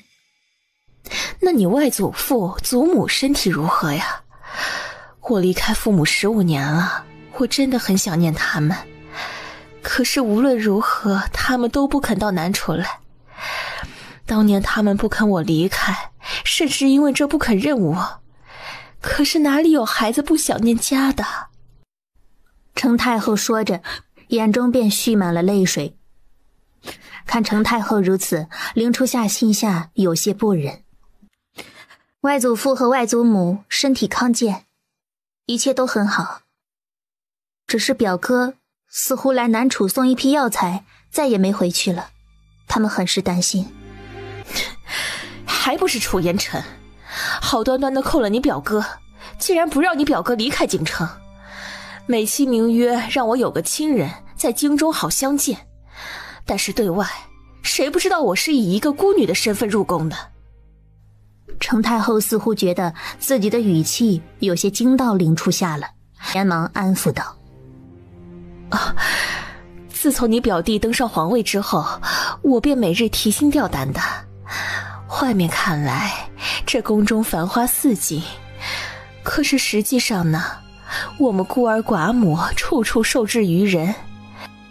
你表弟才10岁，哪里不得看人脸色？这些年来，我何曾不思念家乡？我真想回去见见爹娘。整整15年了呀，爹娘就这样狠心的不来见我，姐姐也是。我竟然不知道姐姐已经离开人世。我现在还能想起来我们姐妹在一起的时候，哪里就知道一别15年，她竟然这般的命苦。造化弄人，姨母无需介怀。如今还要委屈你在摄政王府住些时候。我虽然不知道他为何带你回来，但是想必对你也是有几分感情的。这程太后不会是以为我和楚烟尘有一腿吧，所以将我从外面带回来的？你要防着他点。楚烟尘一直都觉得是我勾引了他哥哥，这些年来一直跟我不对付。这些日子外面都传言说摄政王从东陵带来一个绝色美人回来，这些年从裴家小姐。程太后忽然住了口，对凌初夏说道：总而言之，你一定要防着他点。听到裴家小姐3个字，凌初夏在心中打了个大大的问号。正要问，却见一个宫女忽然跑了过来。娘娘，摄政王来了。不多时，就见楚烟尘从拐角处走了过来，对太后行礼道：臣参见太后娘娘。摄政王怎么来了？太后娘娘从我这里叫走了人，天色不早了，本王特意来接。哀家与林姑娘一见如故，多说了一些话，耽误了时辰，倒是劳烦摄政王亲自过来了。正好问一下王爷，本宫喜欢林姑娘，想留她在宫中住些日子。是吗？只是我带回来的人胆子小，怕是不敢跟太后一见如故啊。楚烟尘警告地看了一眼凌初夏，将目光放在凌初夏的肚子上。凌初夏会意，对程太后说道：民女不敢劳烦太后，等改日再入宫拜见太后娘娘。凌初夏这样说，程太后看了一眼楚烟尘，缓缓地点头。楚烟尘拉着凌初夏便离开了。等2个人离开御花园，程太后眼中的悲痛之意一扫而空。总觉得这丫头不好忽悠。这丫头怕是一时间被您的身份给吓到了。根据传回来的情报，那凌家十分短视，她一个孤女在东林的日子怕是不好过。倒是劳烦摄政王亲自过来了。正好问一下王爷，本宫喜欢林姑娘，想留她在宫中住些日子。是吗？只是我带回来的人胆子小，怕是不敢跟太后一见如故啊。楚烟尘警告地看了一眼凌初夏，将目光放在凌初夏的肚子上。凌初夏会意，对程太后说道：民女不敢劳烦太后，等改日再入宫拜见太后娘娘。凌初夏这样说，程太后看了一眼楚烟尘，缓缓地点头。楚烟尘拉着凌初夏便离开了。等2个人离开御花园，程太后眼中的悲痛之意一扫而空。总觉得这丫头不好忽悠。这丫头怕是一时间被您的身份给吓到了。根据传回来的情报，那凌家十分短视，她一个孤女在东林的日子怕是不好过。这姑娘是您的外甥女，若是能嫁给摄政王，岂不是亲上加亲？程太后微微的一笑，难掩眼中的得意。没想到她姐姐的女儿竟然如此绝色。出了宫门，这路上可没有来的时候那么远。不过不知道是程太后的授意，还是嬷嬷自作主张，想要欺负她一个外地来的、没见过世面的野丫头。他都跟你说了什么？不过就是问了家中的事情而已。怎么了？楚烟尘面上闪过了一丝犹豫，半晌才缓缓地说道：你不要以为太后娘娘是你的姨母，她就会为你打算。那个女人可是最会骗人的。这一切不都在摄政王您的算计之中吗？他跟我说了半天，却以为我和你有什么见不得人的关系。看着在后宫运筹帷幄，实际上连我是平王妃这件事情都不知道。这到底是他消息太闭塞，还是摄政王您瞒得太好？本王果然没有看错你，是个聪明人呢。凌初夏回望了一下皇宫，不知道对这太后该抱着怎样的心情，是悲哀还是同情。他自以为一切尽在掌握，却不知道螳螂捕蝉，黄雀在后。这一切都在楚烟尘的算计之中，得到的所有消息都是楚烟尘愿意让他知道的。这个女人蠢得要死，但她到底是皇帝的生母，一定范围内，本王愿意给她一点面子。若是她野心过大，威胁到我楚家的江山，本王绝对不会留情的。楚烟尘的眼中闪过了一丝冷酷，若非皇兄有遗诏，他怎么可能容得下这个恶毒的妇人？那皇帝呢？你这样对太后，小皇帝什么都不知道吧？凌初夏试探性的开口。看穿了凌初夏的试探，楚烟尘神秘的一笑：小皇帝姓楚。釜底抽薪，佩服佩服。接连几日，楚烟尘去上朝之后，王府内就开始收到许多的请帖，但是这些请帖全部都是送给凌初夏的，而不是给楚烟尘的。这是什么情况？哈哈，这都是想要邀请凌姑娘赴宴的。这些人是想看看什么样角色的美人才能让清心寡欲的王爷您带回来，金屋藏娇啊。他这几天表现如何？不吵不闹，挺安静的，什么也不问，在房间里练练琴，写写字啥的。行了，去见见这位吧。楚烟尘起身到了凌霄院内，见凌初夏正在院中拿着几枝桂花，正在插花。听到有人进来，凌初夏抬眸，见楚烟尘手贱的将花给折了一枝。你什么毛病？糟蹋我东西做什么？谈一笔买卖。什么买卖？我还有的谈吗？帮我救一个人，我可以放了你。楚烟尘缓缓地开口。凌初夏正色看着他，微微的一笑。我能否问问，要救的这个人跟你是什么关系吗？明日你自然就会知道了，何必问这么多呢？那我不答应，万一你反悔了怎么办？我一个弱女子落在你的手里，杀了我跟捏死一只蚂蚁一样容易。万一我救了人，你却反过来要杀我，我岂不是得不偿失？我堂堂摄政王，自然是言而有信。凌初夏怀疑地看着他，见楚烟尘挥手，一行侍女鱼贯而入，手中都捧着托盘。这是什么？凌初夏不明白这楚烟尘到底玩的哪一出。打开托盘上的红布和香笼，里面都是精致华丽的首饰和衣服。你不会以为我缺这点东西吧？一国王妃自然是不会缺这点。楚烟尘自然不会认为这些东西能打动凌初夏。这都是太后送过来给你的礼物。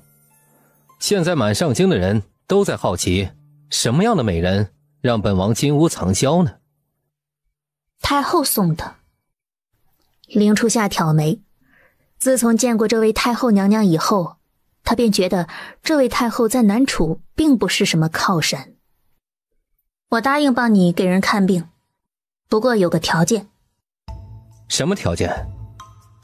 我要见江泽，他在你的手里吧？就这？我人都在这里了，还有什么谈条件的资本吗？怎么，王爷想好了吗？能让王爷将我请来的，必然不是什么好医治的病。就凭我知道百幻草，还认识他，说明我就是你要找的人。过了这村儿，可就没这店了。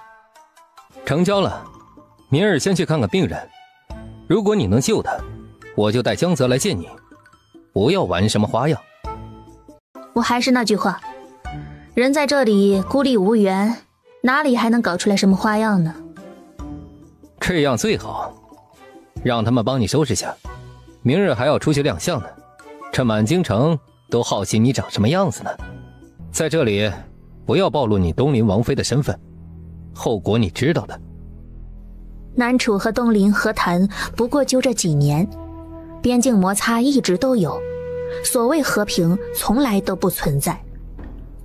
令初夏点点头，在这里她的身份就是楚烟尘从外面带回来的平民女子，身份不明。打开请帖，上面写着裴家。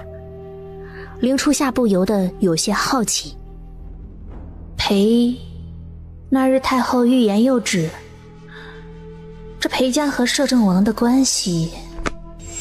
看楚烟尘离开，令初夏让冬至将这些衣裳首饰都收了起来。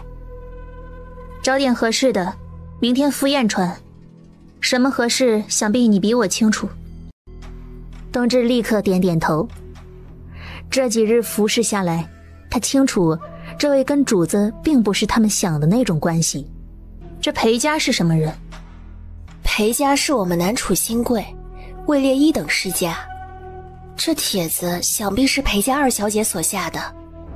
对于裴家的帖子，王爷向来很少拒绝。你们王爷和这位裴家二小姐是什么关系？跟我家主子并无瓜葛，只是青梅竹马一同长大罢了。是吗？周围的人越是这样说，令初夏便越好奇。是的，裴家大少爷和我家王爷是发小，自幼关系便极好的。一日一早，冬至便给令初夏收拾妥当，换上了合体的新衣服。楚烟尘等了好一会儿，才看到令初夏出来，眼中闪过了一丝惊艳。他知道令初夏很美，却没想到比想象中的更加的好看呀。怎么了？没什么。想到自己看呆了，楚烟尘掩住自己的尴尬。快迟到了，赶紧走吧。老夫人，好久不见。金秋上局，王爷大驾光临，真是蓬荜生辉。在后院备了茶水，还请王爷过去。楚烟尘点点头，带着令初夏到了后院的一处高亭里，里面都是极其年轻的未婚男女。王爷来了，王爷里面请。一入院子，便有人邀请楚烟尘离开。楚烟尘低声对令初夏说道：你在这里等我，我一会儿就回来。令初夏含笑点点头，看着周围年轻的女子围观他，还有几个熟悉的面孔，显然就是那日在太后宫中看到的人。等楚烟尘一离开，所有隐晦打量的目光都变成了明目张胆的打量。这就是摄政王从外面带回来的，也不过如此嘛。人家也算是好手段，狐狸精。明目张胆的讨论声充斥在令初夏的周围，可是却没有一个人上来跟他说话，仿佛看他是个透明人一样。既然如此，令初夏便是直接找了个地方坐下来。果然是个没家教的野丫头，这种平民女居然也好意思出现在这里。一道尖锐的声音传入令初夏的耳中。令初夏抬眸，见是个年轻的姑娘，并没有放在心上。这种手段或许从前他会在意，但是如今也只觉得好笑而已。我说你呢？你听见没？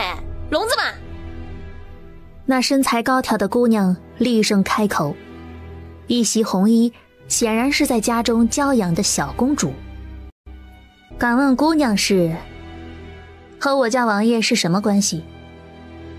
什么你家王爷？哼，给你脸了！在场的显然都是各家名门的千金，自视身份，谁也不肯拉低了身份跟凌初夏一般见识。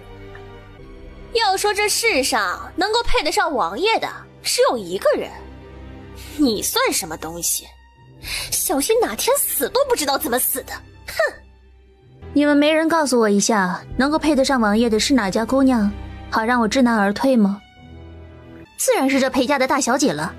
若说这满京城谁能配得上咱们摄政王的，只有裴家姑娘了。只可惜裴家姑娘5年前为了救王爷身受重伤，否则哪还能轮到你靠近王爷？那敢问这位姑娘现在怎么样了？几个闺秀对视了一眼，却仿佛说了什么禁忌的话一样，一句话都没说。你们怎么躲到这里来了？邀请你们来赏菊花，你们怎么都窝在这里？一个15、16岁的清秀少女进门，看到凌初夏，眼中闪过一丝惊艳之色，看周围的人都走开了，那清秀的少女一改刚刚温文尔雅的样子，上下打量了下凌初夏，高傲地昂起头。不要以为生了一副好皮囊，接近了王爷，便以为自己一步登天了。我姐姐和摄政王的情分，可不是你这等下贱的女子可比的。凌初夏微微的一笑。敢问姑娘是？我是裴家二小姐，裴如月。我姐姐和摄政王青梅竹马，王爷说过，摄政王妃必然出自我裴家，这是王爷给我裴家的承诺。你这等下贱的女子，休想入王府的大门。我劝你离王爷远一点。裴如月高傲地昂起头，仿佛自己已经是摄政王妃了。哎，摄政王你怎么来了？这位就是你未来的小王妃？凌初夏看着裴如月的身后，忽然说道。裴如月吓了一跳，连忙整理了下衣服，回头看去，身后空无一人，知道被凌初夏给耍了，顿时恼怒地看着凌初夏。你这个下贱胚子，居然敢骗我！裴二小姐一口一个贱人，下贱胚子，语气中这盛气凌人的模样，不知道这样子是否敢让摄政王看见。我虽然不了解摄政王府和裴家的关系，却知道裴二小姐这样的，她楚烟尘一定看不上。听到这话，裴如月气得半死，抬手就要给凌初夏一巴掌。你们裴家便是这么招待客人的？我好歹也是摄政王府的人，今日也是受邀前来的，你们裴家的家教真是领教了。你们给我好好教训下这个贱人！裴如月气得半死，招呼身边的下人就要动手。可是正如凌初夏所说，这几个下人没有一个敢碰凌初夏一下的。想到东林那些世家千金的手段，那可比这裴如月高了不知道多少倍。我对你们裴家和王府的关系一点都不感兴趣，我跟楚烟尘的关系也不是你们想的那个样子。不是什么关系？那你说我们又是什么关系呢？裴如月看到楚烟尘进来，低下头，整个脸都红了。你说我们是什么关系？不知道王爷何时有一个青梅竹马？当初我跟王爷回来，王爷可是承诺过我明媒正娶的呀。明媒正娶？本王敢娶，你敢嫁吗？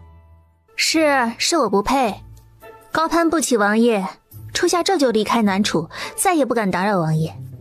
做戏谁不会呢？从哪里听来的闲话？